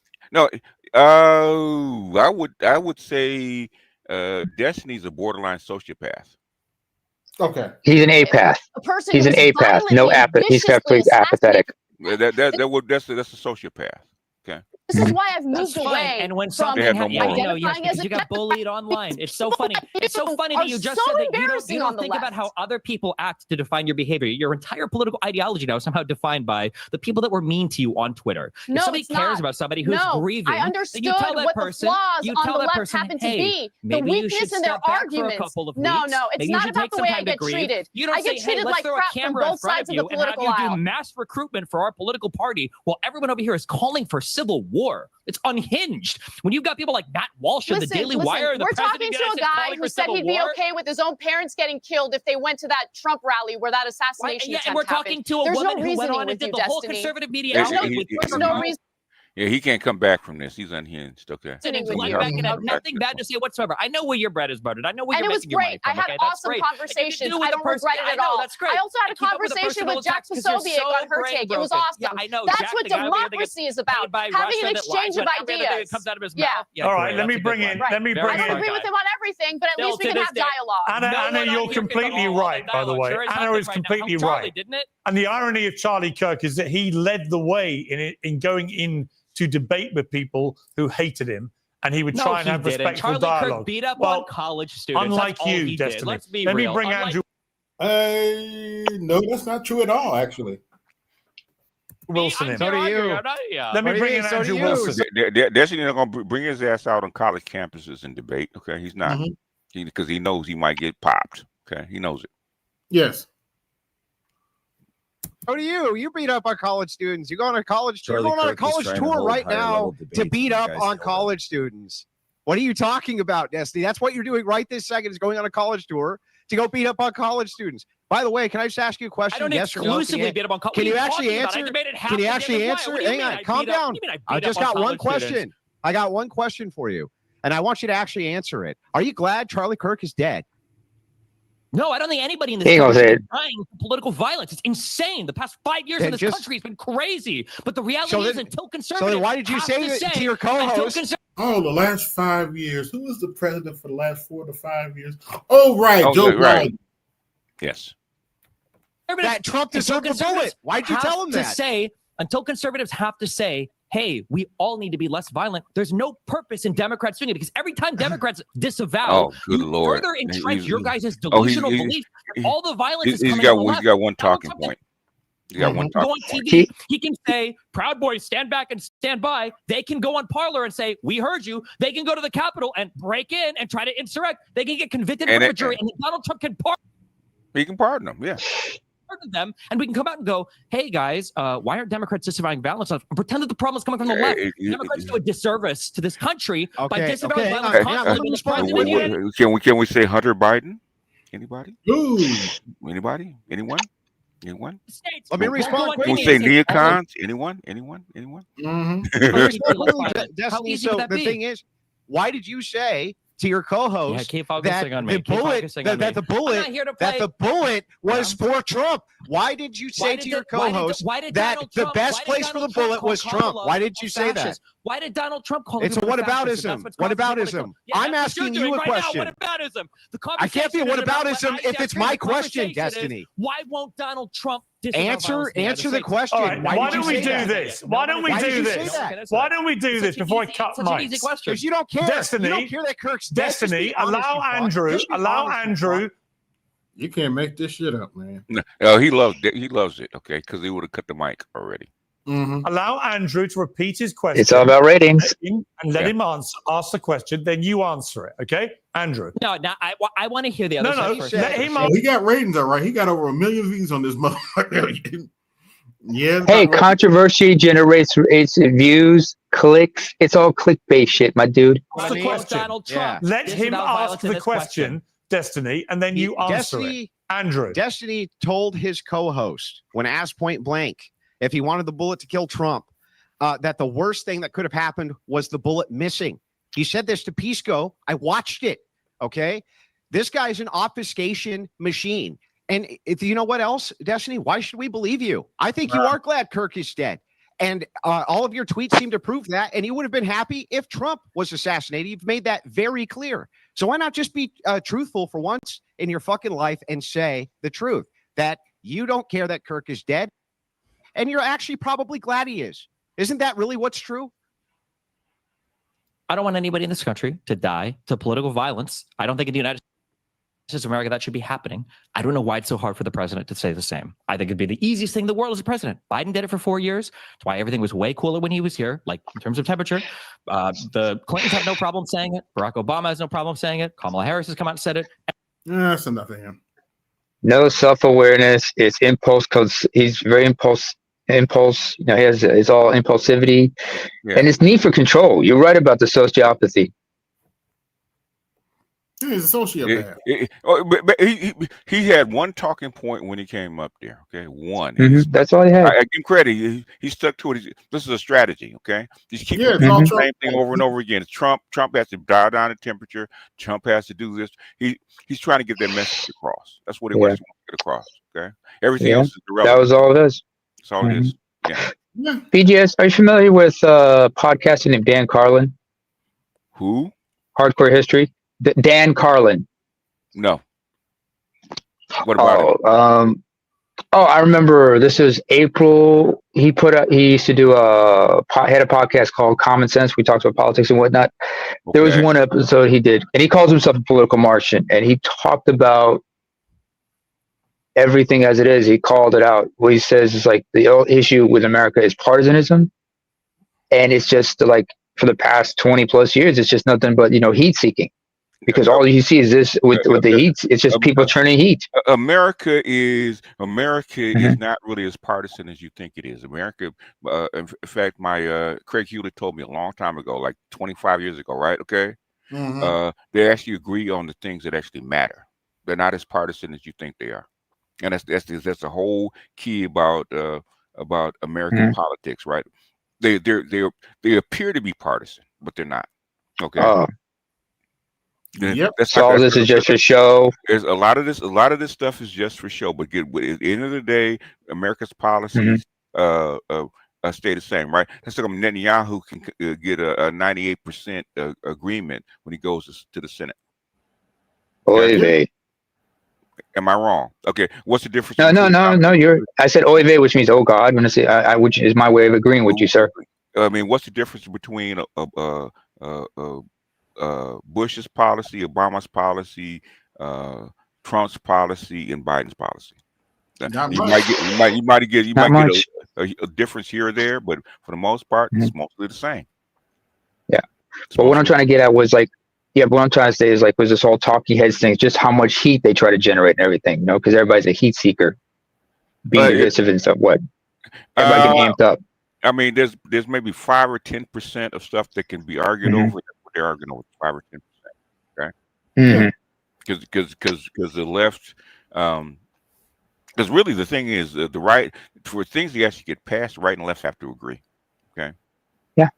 And even absolutely. The reason the right doesn't like Nick Fuentes is because he said a lot of you people on the right are actually liberals, believe it or not. Yeah. Yeah. Well, he's an ideologue, isn't he? Who, Fuentes? Fuentes, he's like a really devout ideologue. Oh, yeah. He is a radical righty. Okay, he's one of the few. I mean, Nick Fuentes is about that life. Okay, he really is. Authoritarian and everything. Oh yeah. Oh yes. I mean, he, like I said, he's he would be a Duce if he could. He would happily become what we call camichinero, which means a black shirt. Yeah. He's an authoritarian to his guild. Yeah. Authoritarian, totalitarian. I grew up in an authoritarian state, so I remember what that was like. And 90% of the people on the right are not authoritarian. They're actually very liberal. In fact, you have more authoritarians on the left than you do the right. Okay. Yes. And he also hold on, wait a minute. He pointed out that there are a lot of people like him on the left. Yeah. Oh yeah. You got to remember your neocons, your hardcore neocons, right neocons used to be communist. 1984. Anybody? Yeah. The Animal Farm. The only reason that your neocons became conservative, blah blah blah, is because of the Civil Rights Bill. I'm curious though, BGS. Who are you going to respond to? Because you mentioned you was going to respond to somebody yesterday. Respond to on what? You said you're going to respond to somebody yesterday. Now I forget, man. I started to. Think about something else. Jog your memory. Think about something else. I was going to respond to. Really was Mike V about the 19-point. The 19-point. Black Manosphere. Dr. T's 19 point. Okay. Yeah. And then about Nick, then about Pearl, okay, and Nick Fuentes, okay. Yeah, what do they have to do with each other? They don't. None of them have anything to do with each other, okay. Okay, and Charlie, we talk about Charlie. The only reason I talked about Charlie Kirk, you know why I talked about Charlie Kirk, is because the subs wanted me to talk about Charlie Kirk. Because what did I say the previous day? Right, I don't even know who the guy is. Oh, funny you mentioned that. After that stream, I actually got a chance to talk to Dr. T. Okay, he was playing Menace in Society. Okay, and he said the same thing you did. He said I had no idea who Charlie Kirk was until he passed away. Yeah. Charlie Kirk, even though he had a following, but he was very niche. He was a very niche character. Okay? It was a niche following, and yeah. You had to really be dialed in. It's mostly white quasi-liberal kids that follow Charlie Kirk. Yes. The Funky Academic addressed it actually. So who? Turning Point USA brought in a lot of young people. Actually, the one that brought in a lot of young people to the Republican Party. Ironically, the thing is, Turning Point probably brought in a lot of the former Bernie bros. Yes. Ooh. You have a lot of how disillusioned they were. A lot of the Bernie bros get turned right. Okay, so he probably brought in a lot of Bernie bros. Yeah. To answer your question, BGS, I was talking about the Funky Academic because he had mentioned because he talked about how Kirk was responsible for him being on the dean's the dean's watch list or some shit like that.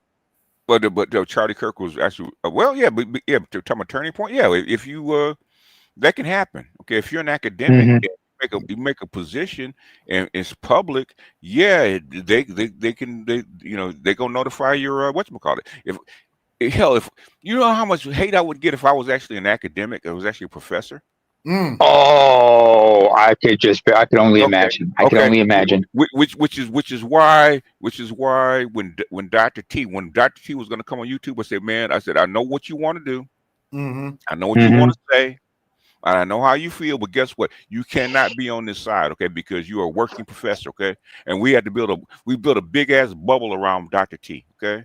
And I should tell Dr. T, I know what hey, if it's something that you really want to say, I'll say it. Okay. You're that big brother, that protective older brother. I know how you feel, but the thing is, I'm not where you are. I can take the hit. You can't. You shut the hell up and you do what you need to do. Okay. You stay in your lane. And he says, okay, I know. I have to stay in my lane. Yeah. Because trust me. You got too much to lose. Yeah, too much to lose, and we need you where you are. Same thing with Green Gorilla, and same thing with Dr. Neal. Said because even when the manuscript came attacking Dr. T, I took the hit. Said I said you got to come through me to get to them. Okay. Yeah. Salute Red Pill. What's up, Louis? What's up, Louis? Yeah, with you, I was about to ask you about Dr. Neal and Green Gorilla. So yeah, you are right about that. There were so many people because this is a network and everybody's got to play their positions. And you understood, as a head coach, you got to make sure everybody plays their position because basically, so basically. Dr. T and everybody, those are free safeties. You can't have them as CBs. No, they got to be in the back. They got to play their position. They got to play their position. They're not linemen. Okay, they're not defensive linemen. Yeah. No, they're not. Yeah. Like your defensive lineman, their job is to keep the lineman off your linebacker so they can make the tackle. Yeah. Okay? Open up those holes in the offensive line for the sacks and everything. Yeah. Yeah. Also. But like I said, it's just everybody's got to play their position. But you're the head coach. But you also you should have been a grand chess master, man. You should have been because you had the foresight to everything. Yeah, because a lot of because even when Kevin first started, man, I took a lot of hits for Kevin because I knew what he could be. I knew what I wanted him to do, right? And he actually exceeded what I wanted him to do. Shout out to him, because I knew he had the talent. Yeah, they still can't keep Kevin out of their mouth. And they still, but the thing is, it took Kevin to break that ceiling, man. So the thing is, it worked out, okay. And then you have when Kevin broke out, okay. Now you got 4 or 5 PhDs behind him. So what are you gonna say? Okay, you don't have no academic rigor to go along with it. Bullshit. Yeah, right. Okay? Yeah. So basically, even the white manuscript didn't have what we had. So Nah.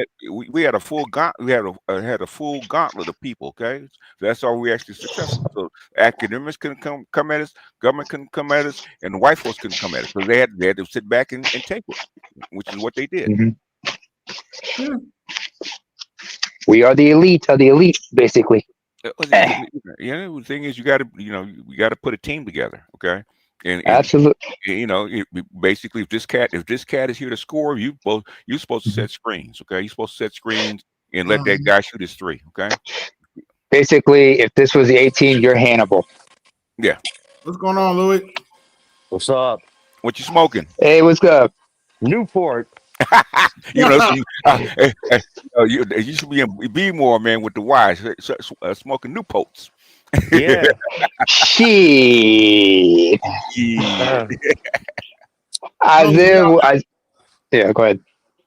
VGS. Yes, sir. I had to suspend one today. Really? What happened? Refusing to ring up a customer. Was in his feelings, so. What? You don't like getting paid? How old? 23. Oh, good grief. Oh, yeah. Oh, still immature as fuck. Probably a male, black male. Yeah, but My Little Pony. Okay. He's a brony? Care Okay. Bear. No, Care Bear, right. Strawberry Shortcake. Yeah. Oh, come on. Don't be talking shit about the Care Bears. Yeah. I grew up watching the Care Bears. Did he cry? No, just real sassy. Oh, like okay. I don't care, like attitude. Like bye. Wow. All right. I mean, it is what the fuck it is. I mean, you're there for a reason. You're not there because of charity. Okay, you're there because you need the money. Yeah. Or maybe his mama made him go get a job. Who knows? It's just amazing. Like I got boomers and Xers that's here with second jobs, paying bills. They do their job to the fullest. Go home. Yeah. It's these freaking younger millennials and Zs that are just a pain in the ass. Yeah. Mm-hmm. Yeah, they, if it was up to them, they'd be lying flat, man, in the basement playing video games. That's what they would. That's what I want to do. I haven't touched my PlayStation 5 or Xbox in 2 months. Yeah, but you're an actual adult. That's the difference. Yeah. They just want to be streamers. They're thinking, I should be at home being a Twitch streamer, making money that way, being a shill. If you got the talent, do it, man. Streamers make good money. Yeah, they do. Ain't nothing stopping you. I say that why should be. Ain't no should be, right? Everybody has an account. Okay, if you got the talent, you just gotta have the right setup.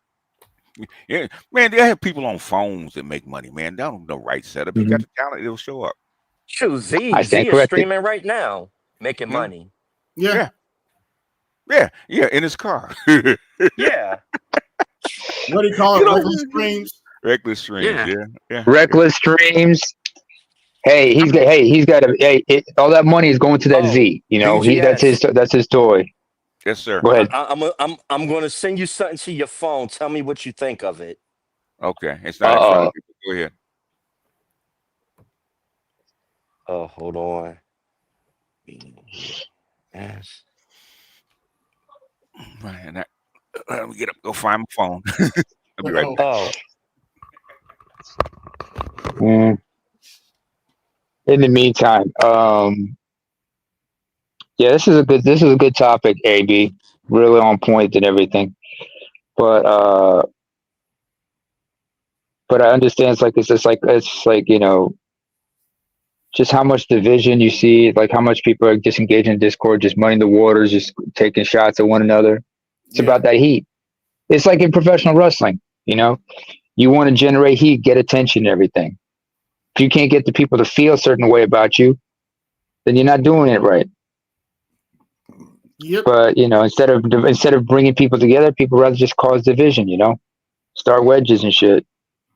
And that was a point of, like I said, about the Dan Carlin thing, you know, heat seekers. This is why I've always mentioned Mark Twain's quote: if there was money in the truth, people would be speaking it more often. Yeah. How many people, how many people make a living, by telling the truth? Good point. That's a good point. I mean, I'll tell the truth when I have to, but I mean, sometimes you gotta make it palatable.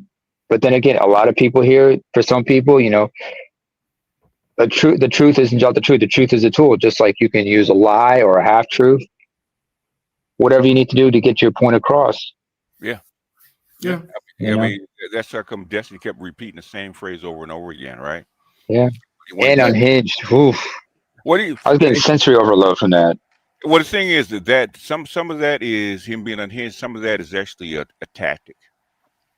Yeah. So that's the tactic of his. He actually keep. That's talking. his MO. It's his MO to keep talking, right? Mm-hmm. It doesn't matter. That's also his appeal. He doesn't care what he says. The thing is to keep flooding the whole conversation with words. Yeah. Yeah. What was that, Louis? Did you see what I sent you? Yeah, I saw it. Yeah, cool. The reason why I asked you to see it, I went into Chat GBT. I said, make me a thumbnail, Black Manosphere cinematic.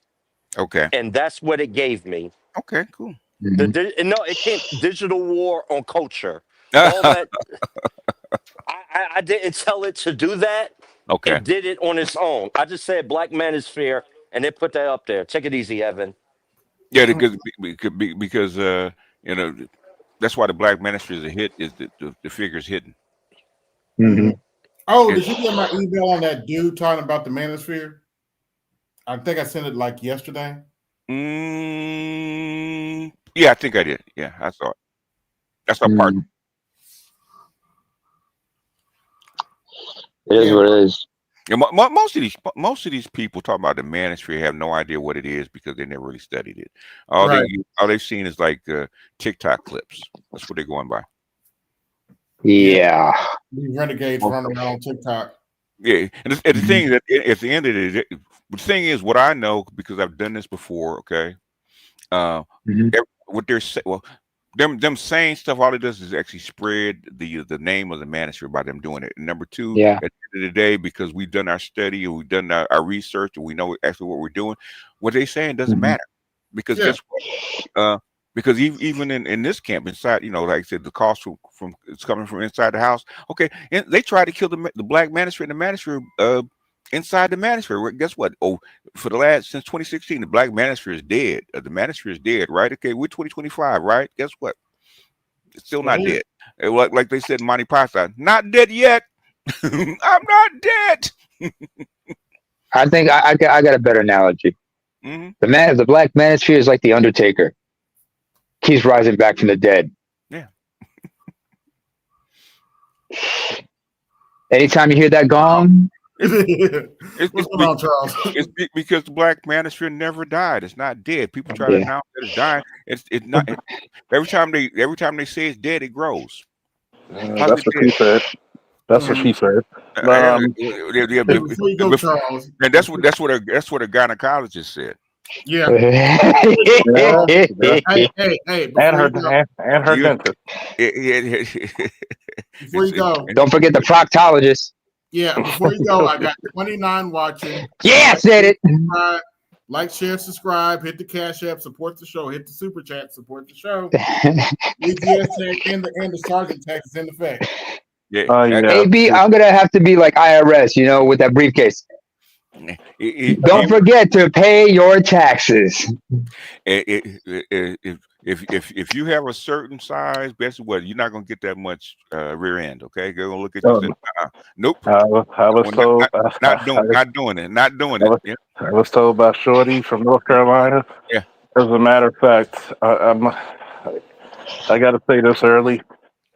Fuck you, BGS, because Candygram just left. Hey, Charles. Hey, Charles, did you check out Jim Croce? Did you check out Jim Croce? A little bit. What'd you think? You always takes a couple songs. What'd you think?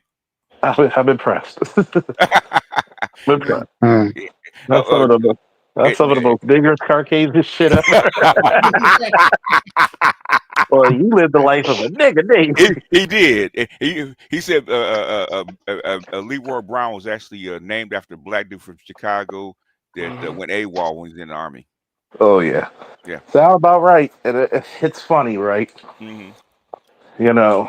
Oh, bad Leroy Brown. I remember that song. Bad Leroy Brown. Yeah, Jim Croce. Look up Jim Croce. All this stuff is good. I'm gonna tell music, you, it's funny that Shorty drove up 4.5 hours from North Carolina and stayed the weekend with me. Her bike group was having an anniversary in Baltimore. Okay. Okay. You know, that's when you give that Anita Baker dick, giving you the best that I got. Mm-hmm. And she said the same thing. Oh no, the size of it. You know when she, and you know what? Fuck you, BGS, because you know that I know even before you said it. What? When the back of her eyes rolled out in the back of her head like the goddamn Undertaker. Oh dear. She said, you gotta keep her, Charles. Review the thing that went on in Chicago with the two baby mamas fighting and one getting shot. No, killed. that's what I was gonna do tonight. I was trying to find the video. Do that because I was actually on the ride. Go ahead. Was at the school and Yeah. baby No. Basically, the dad was picking up the son. No. But basically, the kid was at school. He had dropped the kid off at school. It was 9 o'clock, and see, he only lives like maybe a block and a half away from the school. Okay, she rolled up on him and the girl. Okay, at his house. At his house, and the girlfriend got a gun. Grabbed a gun, and she tried to jump on the girl. Okay, and the girl said, "I'm going to go get my gun," and she still, because what I'm hearing, she got shot in the leg, and she still wanted to fight. Oh wow!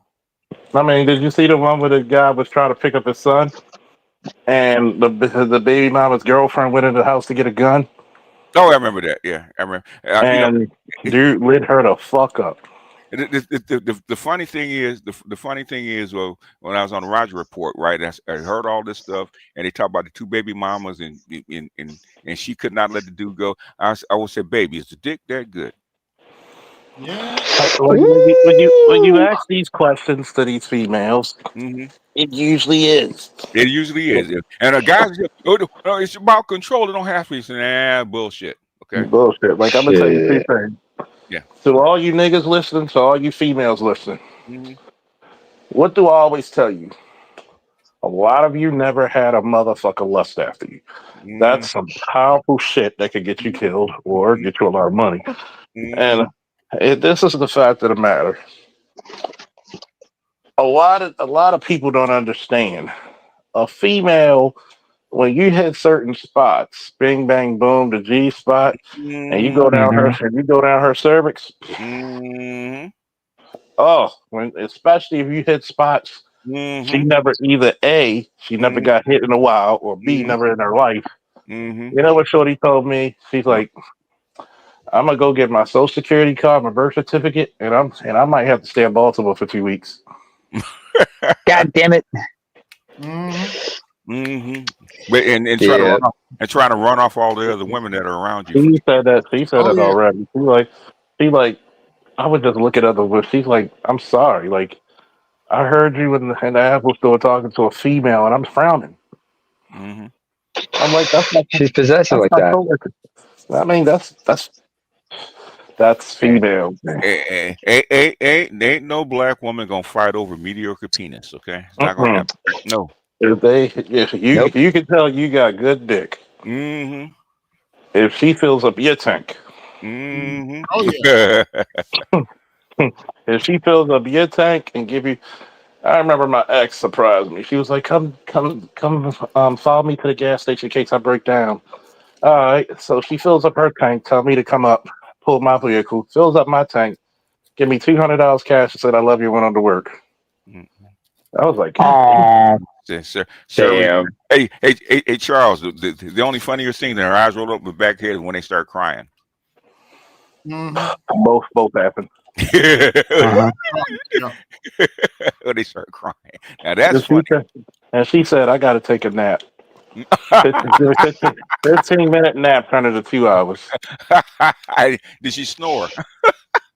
A little bit. And then she had to go to Gotta get that sleep apnea her checked. bike. She had to go to her bike club party, and she was like, "No, you can't come into the shower because no, I rebuke you, Satan."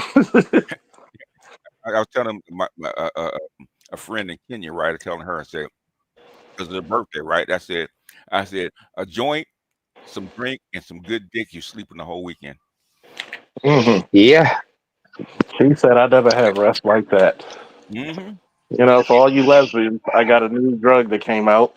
It's called tricoxagan.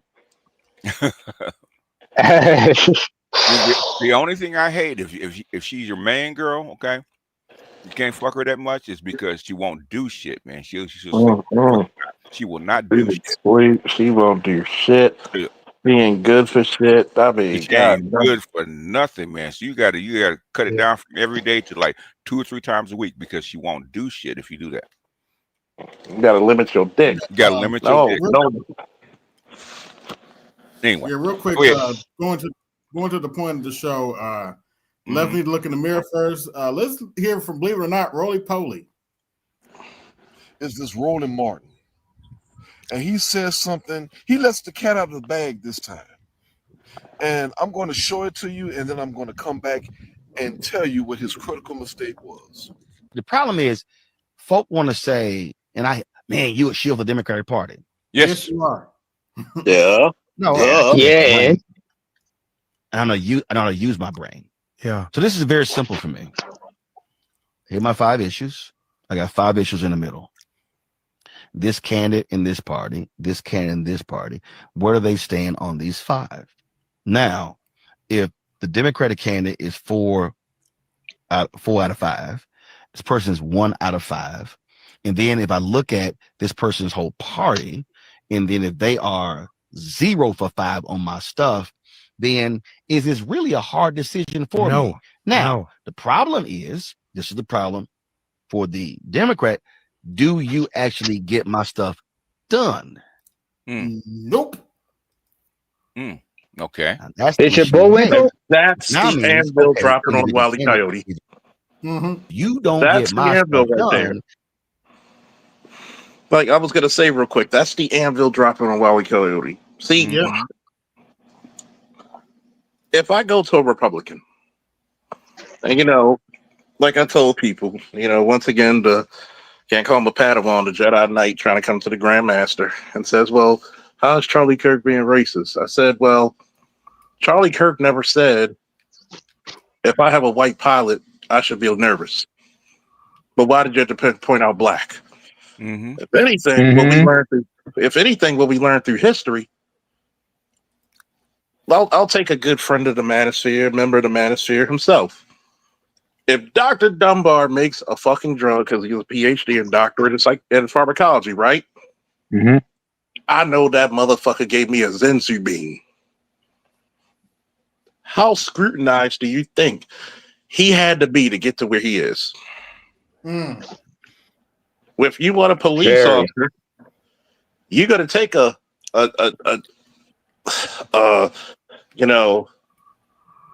Charles Faulkner. Why? How scrutinized was he when it came to writing reports and investigations? When you want somebody to tell you about cultural studies, you go to a Dr. T. How scrutinized? See, black people got to realize scrutiny makes you better. When you go against the toughest and the gravest and they still give you the okay by the Sanhedrin, you can't tell that motherfucker shit. And what he just said is my shit gonna be, well, how can I get with a party that shit can't be done? That's what black men have been saying for how long, BGS? 60 years? Yep. Yeah. Then we are going to replace you. What I keep trying to explain to people is there's no politician who's guaranteed for position. Oh, we can actually replace you. We can actually vote you out. It's a primary process. Yeah. Nobody's guaranteed a position. Hello again, TikTokers. I hope you enjoyed that Dog and Pony show. And he gives his rationale as to how the process is supposed to work, right? Keyword supposed to work. But let me ask you this. When have Democrats ever done exactly what he said? When have Democrats ever found themselves in a position to where they recognize that their supposed Democratic candidate has failed them in the past and actively go about replacing that individual? Oh, yeah, that's right. It never has happened. Never have Democrats ever replaced somebody that they felt wasn't serving in their best interest. They've never done it. In fact, every election cycle, no matter how good or poor that particular candidate has behaved, short of that candidate doing something completely and totally illegal and getting themselves put in prison or otherwise made ineligible to even enter the race, they've never replaced a goddamn soul. We didn't even get a chance to even pick who our presidential candidate was in this last election. The decision was made for us. Yep. Simply because Kamala Harris was the vice president. That's it. Nobody really asked us if we wanted her to be the next president. No, the decision was made for us. There was no primary. There was no voting process.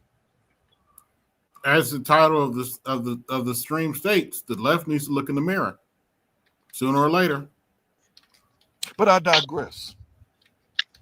We are consistently told that we're supposed to pick the lesser of the two evils. And even when we find the supposed lesser of the two evils and they don't do squat for us, we have little to no recourse to replace them whatsoever. No, instead, we still have that majority rule, the same propaganda that tells us, well, hey, yeah, this person may have failed you, but getting this person who has Trump's coming, failed you in office again, well, that's still better than voting for the other party. In fact, if you go back and listen to Roland Martin, when he talks about the other side, he won't even say Republicans. But here's the deal. If we as a people have continuously and unwaveringly voted for the Democrats no matter what, then what expectation should we ever have had for the Republican Party to work on behalf of our stuff in the first place? You don't give concessions to those who put themselves in opposition to you. Mm-hmm. That makes no sense. And it's crazy for people like Roland Martin and other ridiculous Democrats to act as if the Republicans were ever supposed to do something for us when we have never done anything for them. When we have demonstrated a pattern of supporting those that we do put in office who fail us, and no, we don't replace them when they fail us. When elections comes around again, if that person is up for re-election and they haven't done anything to get their asses locked up or impeached, we vote for them again. But here's the cold-blooded part. Let's say, for instance, that maybe one time we finally got smart and we said, you know what? This person has failed us. They haven't done a goddamn thing for the black community. They've Damn, 360, don't talk about Tiffany Henyard like that. Been a horrible candidate. All they've done is work in the best interest of corporate interests. Yeah, we're going to replace.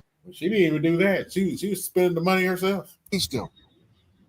Who would we replace them with? And even then, would it even matter? Because the cold, hard truth of it is, if they failed us, well, they still got into the position in the first place. They wouldn't be the first or the last government official who put a bad taste in our mouths that we still voted for again after the fact, just because. Just because they were the Democratic hopeful, just because they were the candidate that was paraded in our faces, guess what? We still vote for them again anyway. Very true. Very true. Yep. That says everything right there. Some black people on the left's going to have to address. Similarly, y'all going to have to look in the mirror. Y'all blindly throw your support around candidates that don't do anything for you. Then you have the nerve to complain about the Republicans. You have the nerve to complain when black men see what's going on and we make a decision in our best interest, not yours. Just saying. But I know they won't. I know they'll do what they normally do, you know. Trump bad. The Republicans are coming to get us. Yada, yada, yada. They're taking away this. They're taking away that. Yada, yada, yada.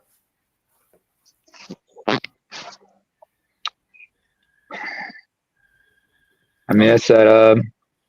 I mean, you look at it, you understand, like, you know, let's not forget, a lot of these candidates have corporate backers. Yes.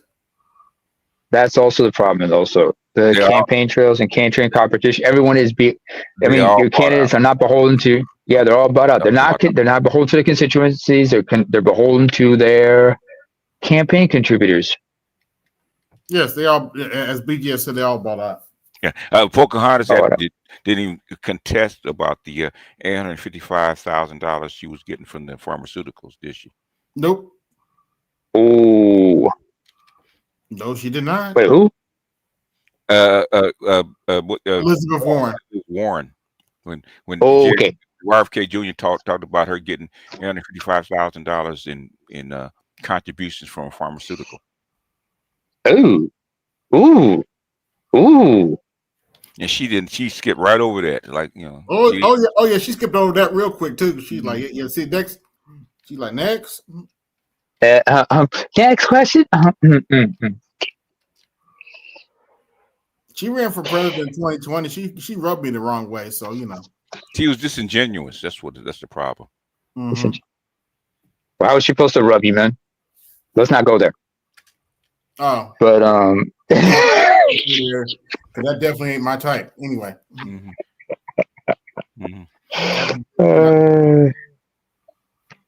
Yeah, crack myself out sometimes. I'm just understanding, like, you know. So, you know, Roland's saying what he said, yeah. Although my question is did the money run out already? I wouldn't want to look at his accounts, but I don't want to go through his tablets, his iPad. It ran out last year when they only got 325,000. Shit. What's up? What's up? What? The Fever beat Atlanta. Yeah, I heard. That's what Snowman told me. I got to go back and look at it. I couldn't watch. Odyssey Sims was killing me. I couldn't watch. How bad or how good? It was about wins and win. Oh yeah, they moved. Survive in advance. They moved. They survived. So you know. Okay, so Odyssey Sims, huh? I'm sure. I'm sure that dude will complain about it later. Who? The coach? No, that dude. Who's that dude? On Atlanta Dream. Oh. The coach? No, Brittany Griner. Oh, yeah. Nah, she knows, man. She's been around too long. You mean the Kareem Abdul-Jabbar knockoff? No, come on, man. That's an insult. She more like Matumbo than she is Kareem Abdul-Jabbar. No. Actually, to be more accurate, BJS. She looks like the love child. She looks like a cross between Andre Charles, aka RuPaul, and Kareem. Does she? Okay. But you look at, I remember if you remember the clip of her when she was like in the when she was on that plane returning back from Russia. Yeah. Before it took off, you just saw it. I don't know, just something about her facial expression reminded me of Andre Charles. That's RuPaul's government name, by the way, folks. So there's something about it. What she sounds is kind of. Her voice is deeper than we call though. I'm just saying. Yeah, well, it's Not 6'9". that deep. You better be deep. Yeah, it's pretty Yeah. deep. Oh yeah. Oh. It's pretty deep. Yeah. Walking around at she's 6'8" or 6'9". She's 6'9"? I thought she was 6'8". No, she's 6'9". 6'9", 2. Only other person I can think of who about that height would be. All right. My question is, why are people still going around talking about Angel Reese deserves to be MVP? Why? Her team was second to last. Because she looks like Megan Thee Stallion. That's why. So what? Angel Reese kid needs to learn how to make layups. You think she's gonna have to learn how to do it right-handed? Yeah, but I was I was telling people that Asia Wilson does deserve to be MVP this year. I would say that. I mean, her team was dead mid-season. Her team was dead. Okay, and going the other way. What team does she play for? The Las Vegas Aces.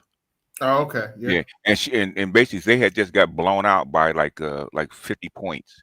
And she got in the locker room. She read them the riot act, and they turned her whole season around. So I give her credit. Okay. Mm-hmm. Good for her. Yeah. She's basically the heart and soul of that team. She should be made team. She's probably team captain, right? For the Aces. Yeah. She's a leader. Well, yeah, she's got to rip into them. I got to give Caitlin her flowers. She has me looking at the WNBA website more than I did the NBA this year. Yeah. Yeah. Let's see who's. Oh, that's right. That's Louis. Hey, Louis. So, with Snowman, you think Snowman is going pom waving tonight after the Fevers win? Yeah, probably so. Yeah, because let me tell you something, young fella. Not to sound like Ray from LJPM, but we need more pom wavers and less hey haters. You know what I'm saying? Get rid of them hey haters. We need them pom wavers right now. Hey, BGS, I'll give what's her name her credit. I appreciate her upfront rested bitch face. Ebony K. Yeah, man, I know so many chicks like Ebony K. Williams, man. It's that yeah, they're not always hard to get along with, but they're upfront. They're hard to get along. My mother-in-law is just like Ebony K. Williams. That's why I know. Hard to get along with. Oh, Ebony K. They're mean. They're mean. Charles can tell you that Ebony K is a mean bitch. She just is. She's a bitch. She's a proud bitch. Yeah, yeah.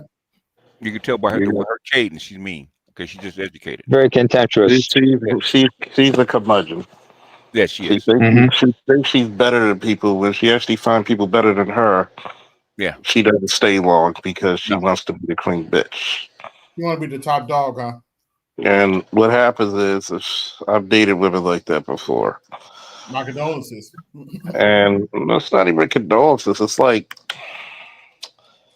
with all your education, I had to tell one chick, all your education will still make more than you.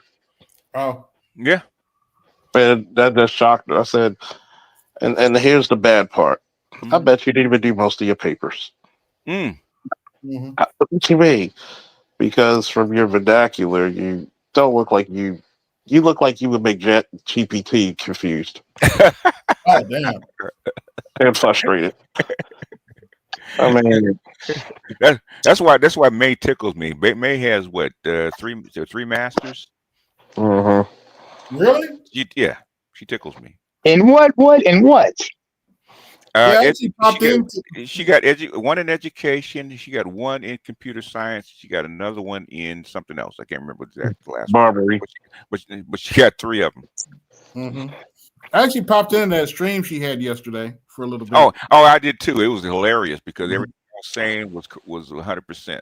They started talking about white men, okay, and then denying that they date them, okay. But my girlfriends date them and yada yada yada. Said you can't make this up. Okay, the plot thickens. I just look at it like, and here's the crazy part. Toriel, the link is in the chat, man. Toriel's a clown. He'll never show up on anybody's panel. He's a clown. He's just a backstory clown. And let me tell you what fell off. Besides his besides the testicular fortitude that is women. Well, then again, you can't fall off of what you never had. Maybe his intellectual prowess fell off. I mean, here's the problem. He will never get up here. He will be one of those sitting in the back. You're like that sperm that never gets to the egg. You always sit in the back of somebody else's nuts. Mm-hmm. And you're telling everybody what to do on their panel. And here's the best part. Nobody on this panel and this space got a problem with Angry Man. No. Look at you being a little bitch, trying to start shit. Yeah. Yeah, we're lame. But thing is, we took this space. Okay, when I got here, go ahead. Go ahead, AB. Sorry. You do know I know Valdez, right? Yeah, you do know that Valdez recruited me, him and Char Willie back in 2015, right? Along with the city, and I didn't join them. They recruited me. You do know that, don't you? You do know that I've been on panels with Valdez and know him, right? Yeah. I could call him right now. So what the fuck you talking about, Toriel? You do know that we're actually the ones that recruited Kevin Samuels, right?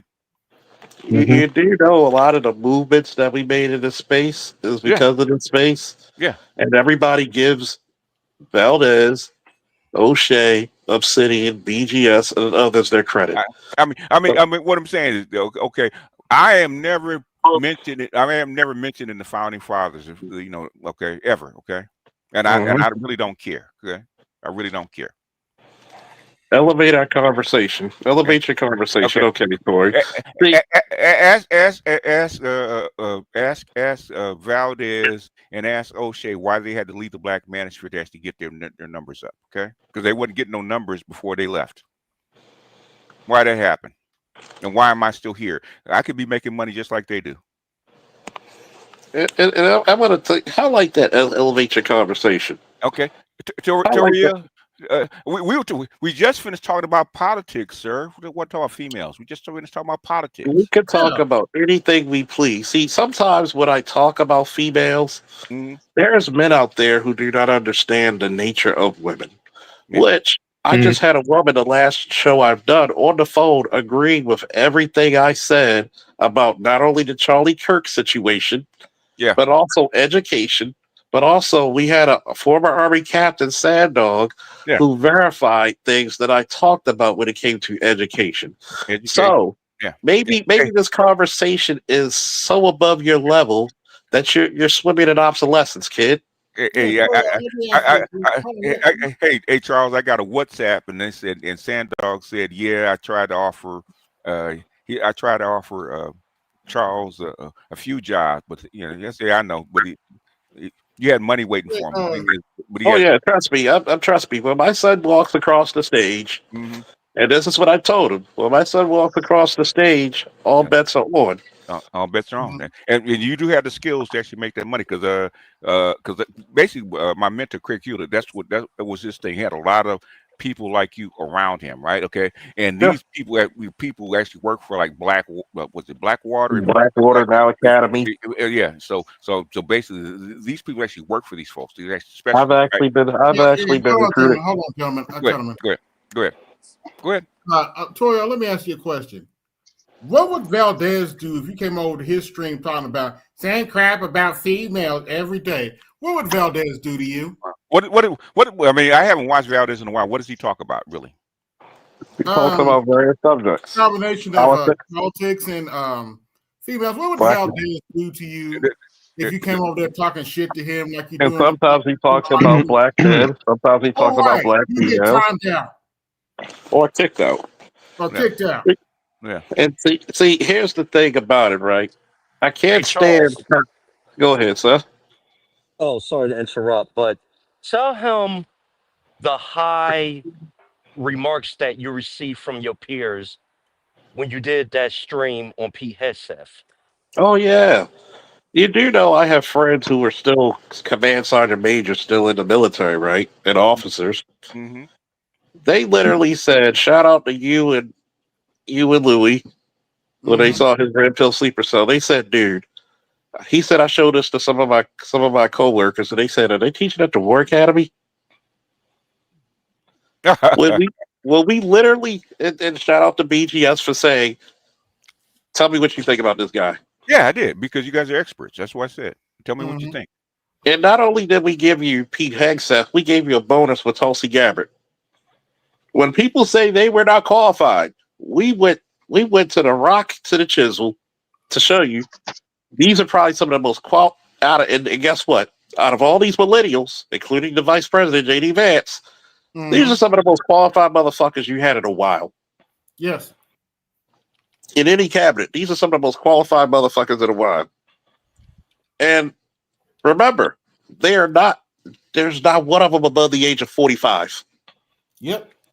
They're young. They're millennials. All 1980 and afterwards. The vice president, the head of national security, and the SecDef are all millennials. Yeah. Since you want to talk about early 80s millennials, I want you to go back and listen to my archives when we did not only BGS asking me about Pete Hegseth and what we think about him. Go to the town hall meeting that yours truly and also the Marine Red Pill Sleeper Cell did. When we found out and proved to you, we literally went to the list of 4-star generals in the military and said we won fucking World War II with 5-star generals, but we got 47 4-stars currently today working. But you want to talk about elevate. How about the time when we talked about the crime rate in Baltimore, Chicago, and all the stuff that happened in DC? Were you there for that? No. So until you come on a panel, we can actually start a wide ban of Tory L in our space. Because you want to talk about lame. See, when we talk about females, it's sour grapes for niggas like you because you never got them. Yeah. Those who had can talk about what it is. Those who can't sit in the back. So until you really have the respect and decency to actually come up on this pattern and defend your argument, shut the fuck up while grown folks are talking. And that's my segment. I concur. And now, I concur. Yeah. And now, a message from our sponsor. Yeah, we spend most. Oh, that reminds me. Yeah, go ahead. That reminds me. This episode of the Colosseum is brought to you by Bumleg Orthopedics. The only thing that's keeping this maniac's mind intact at the time. That's Bumleg Orthopedics. Oh my leg, oh my leg, oh my leg. And of course, BGS's favorites, Soft Guy Essential Oils. The ultimate set of essential oils for that soft guy air. When you are old and grizzled, you are certified drizzle. Drizzle, drizzle, baby. Drizzle, baby. Oh, by the way, that reminds me. BGS, here's your beads. I always keep forgetting to get the beads. I will never understand your appeal with the beads, but hey, what makes you happy? Because if she got the beads on, you know that the kuma is wet, baby.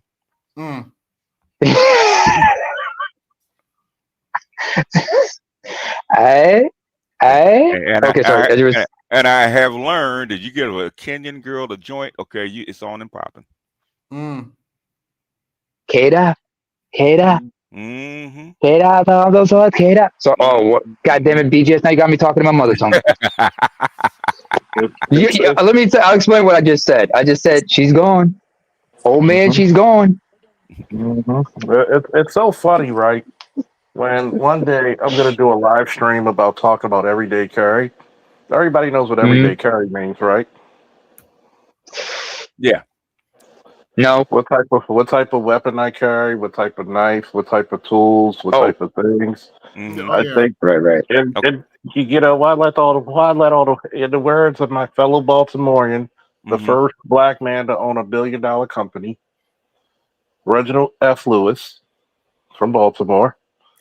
Why let all the white boys have all the fun? Yeah. Damn right. Think about it. Do you know when I tell people my background, how stunned they are? They're like, dude, you're barely in your 40s. Yeah. Yeah. It doesn't take long. It doesn't take long.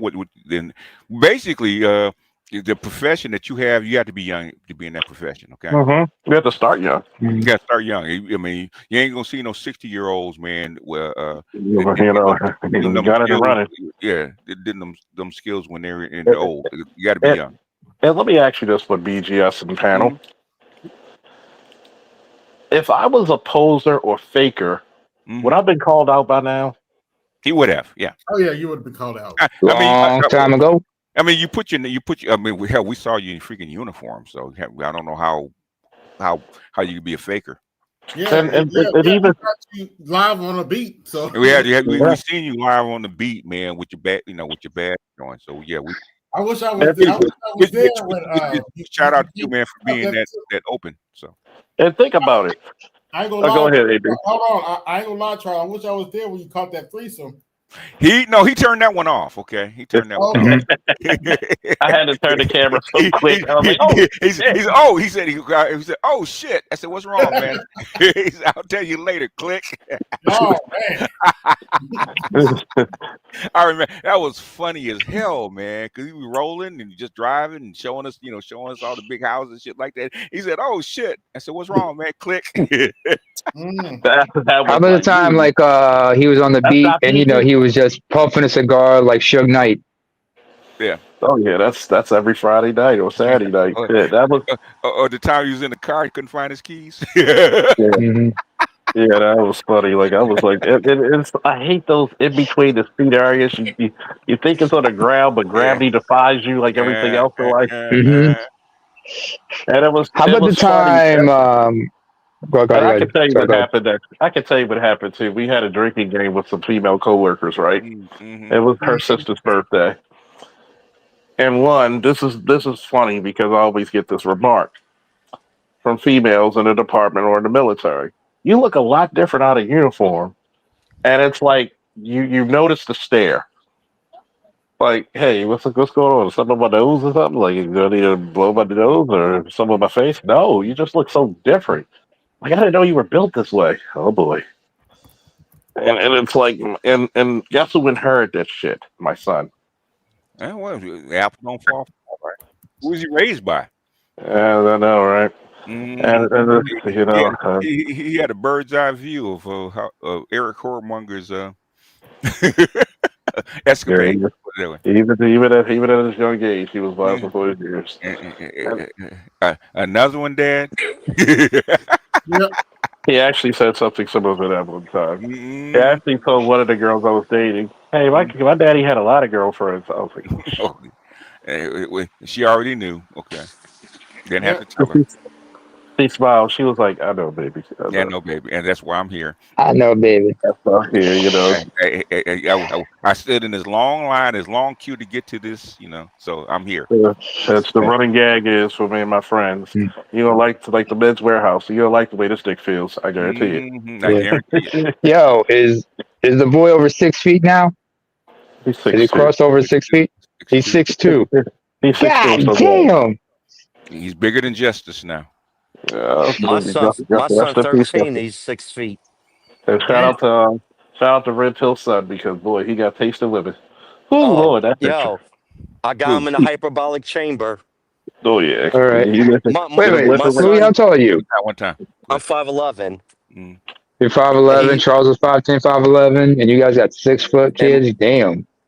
And my son right now is doing 15 pull-ups in a clip. I got him working out, so. And he's only 13. Nice. That ain't bad. Shit. What's his athletic background? He has the attention span of a goldfish right now. No. I mean, but martial arts. Did you put him in martial arts and such? Boxing.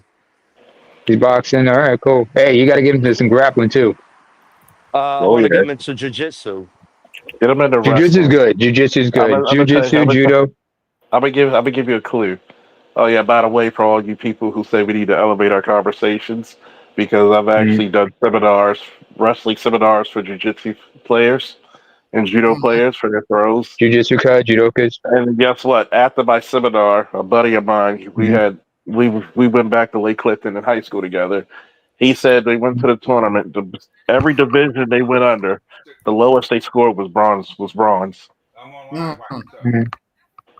So that's how good my seminars are for Right, wrestling. right. Wrestling made for jiu-jitsu players.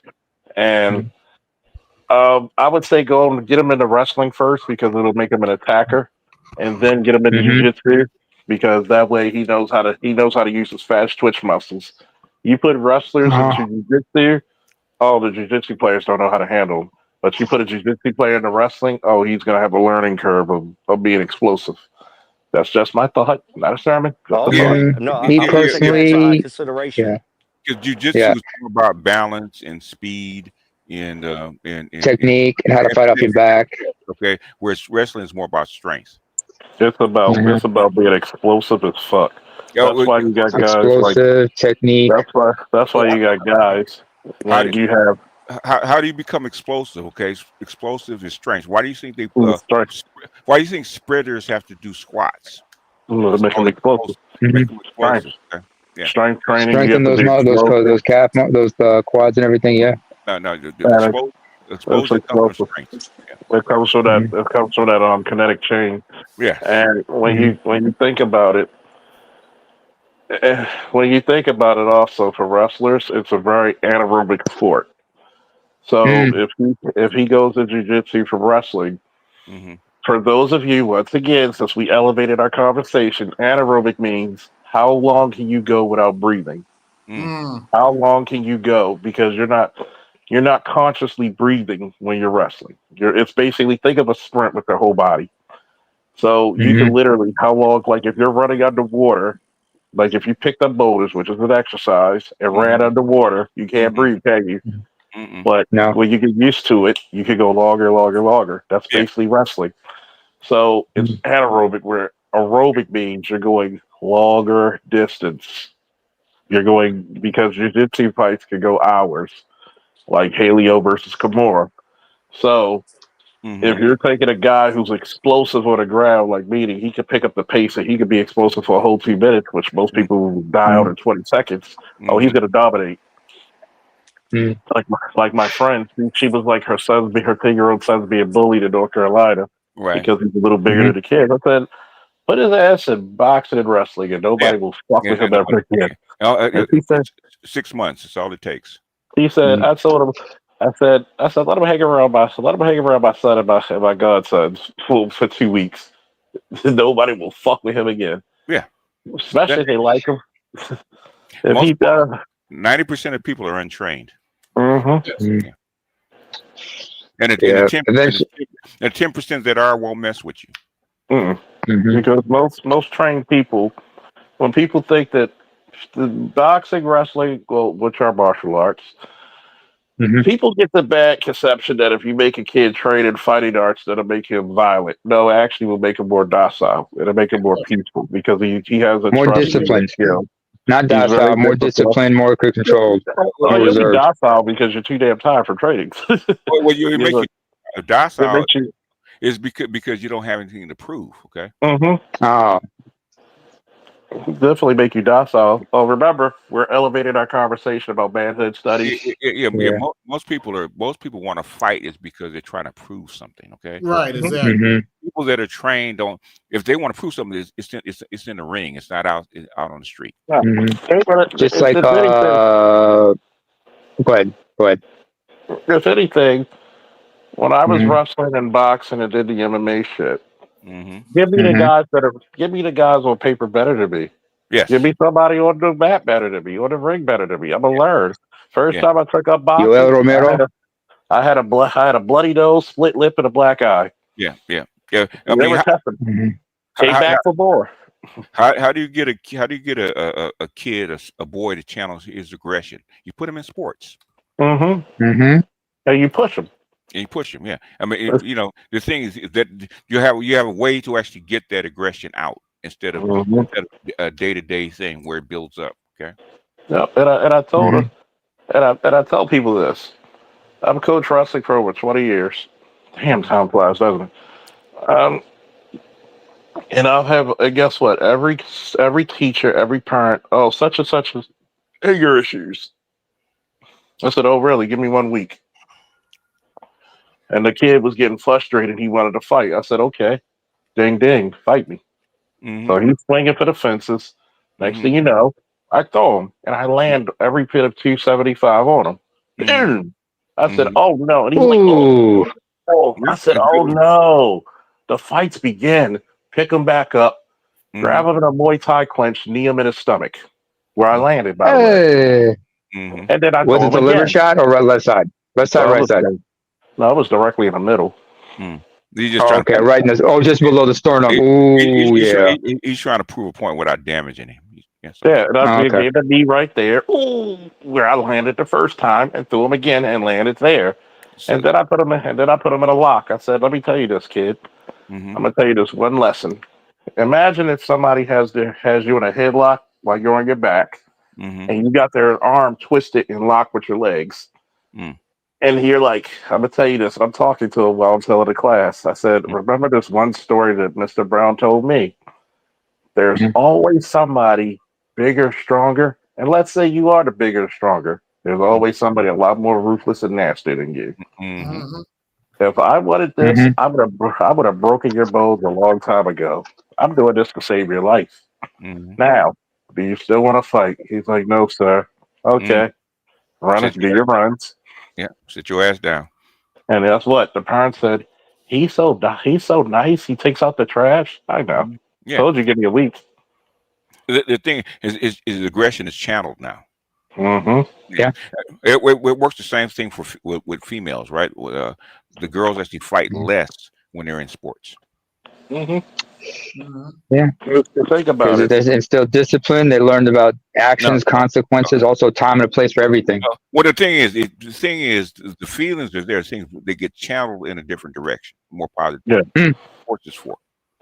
And you got to realize that when there's a lot of bravado that goes around, especially in the black community. Yeah. When you have no, it's like Thorfinn from Vinland Saga. I have no enemies attitude. Like Shorty, when she met me, she said, "You're so nonchalant." I said, "What? You were the military. What should we fear? What does the Bible say? If God is with me, who shall I fear?" Yes. I've seen No the worst one of this world. and no thing. I've seen the worst of the world. I walked through the valley of the shadow of death so many times that I'm practically the gardener.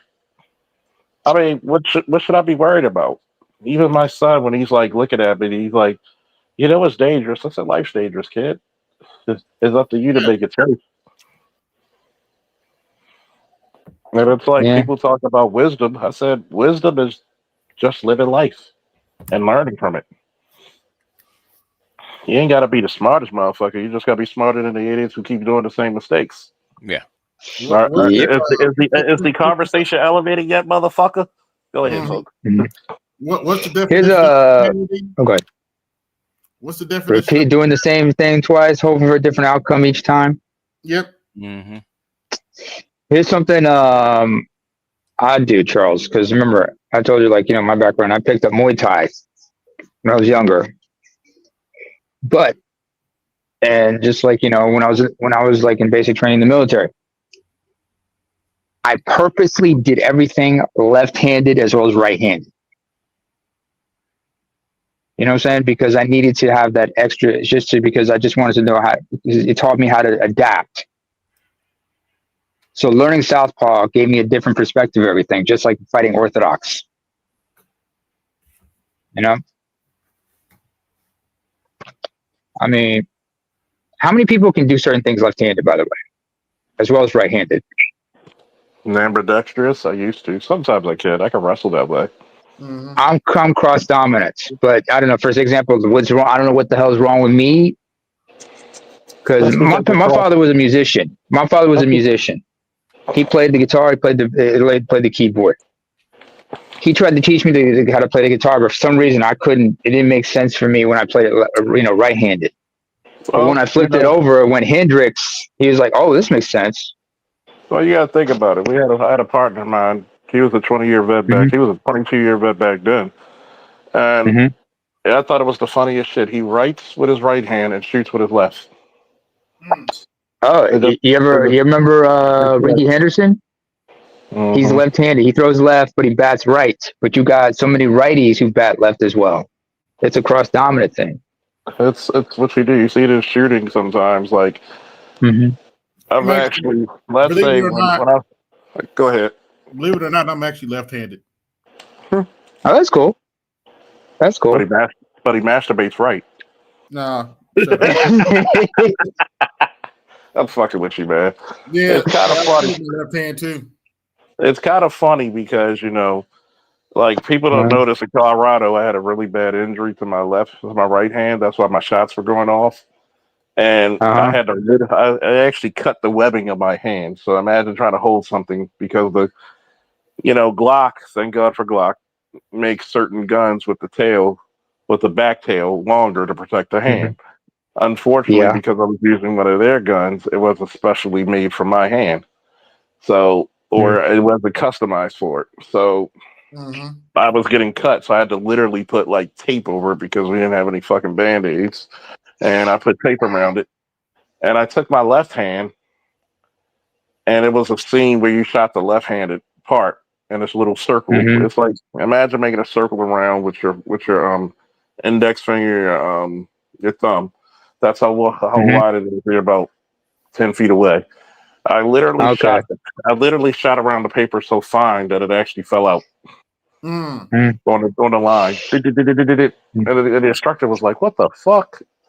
He's like, "But you're right-handed." I'm like, "I know. You see the cuts on it." It's throwing me It's off, not man. working with it's telling you no. The gun was telling you go left. Use the left, nigga. Use your left. Then I was like 25 yards away with a handgun. About 25, 30 yards away with a handgun. We had a target, and I put 2 bullets 2 inches away from each other, right in the chest. I was like, "I told you motherfuckers I could shoot." Like, god damn, I had to like fucking heal my hand first. And they were Some like, guns are not built for lefties, but the way guns are built, like for right-handed people. I got there's an associate of mine. She has an identical twin who's left-handed. But I remember growing up where they grew up, she was forced to do everything right-handed as well. So she's pretty much been like ambidextrous as a result. But being lefty, it gives you a different perspective when you do certain things left-handed. It gives you also a level of adaptability. But I remember when I was in basic training, I had a cousin who was in the next company from me, and we were like the only 2 lefty. And he's a straight up lefty. He's an actual lefty, southpaw, and it made sense for him to shoot left. But everybody was looking at me funny, like, "Why are you shooting left?" I said, "I got to strengthen both arms just in case shit happens." It didn't make sense to a lot of people. So when I was doing everything left-handed, and then when I do it right-handed, they're like, "You're weird." I said, "No, I just like to switch." That's either weird or unlike a lot of people, weirdness is just innovation for people who don't know any better. Hey, I like being weird. I like being weird. So it is what it is. I don't have no shame in being called weird, boys. Yeah, well. But it is what it is. Being lefty, we got some southpaws here. Much respect. And speaking of southpaws, big shout out to Bud Crawford, the way he fought Canelo. I'm gonna go watch it again. But don't underestimate lefties in certain things. But you can't always have I grew up playing soccer, so lefties are just like pretty rare. But with this past couple of generations, you've seen a lot of left-footed lefties, but you don't see a lot of lefties in basketball. You know that? Yeah, fellas. What about? Hold on. It's that time, fellas. Oh, that time? Yeah, it's time to go in, huh? We got to be on for 3 hours, but it's that time. I'd like to thank everybody that came through. This is AB Media 83, and I'm out. Peace. Yo, this is AB Media 83. If you want to support the channel, hit the Cash App. Also, be sure to like, share, and subscribe to the video. Also, be sure to hit that bell notification so you can be notified next time I upload a live stream or video. And always remember, keep it grinding, keep it pushing, keep it moving. This is AB Media 83, and I'm out. Peace.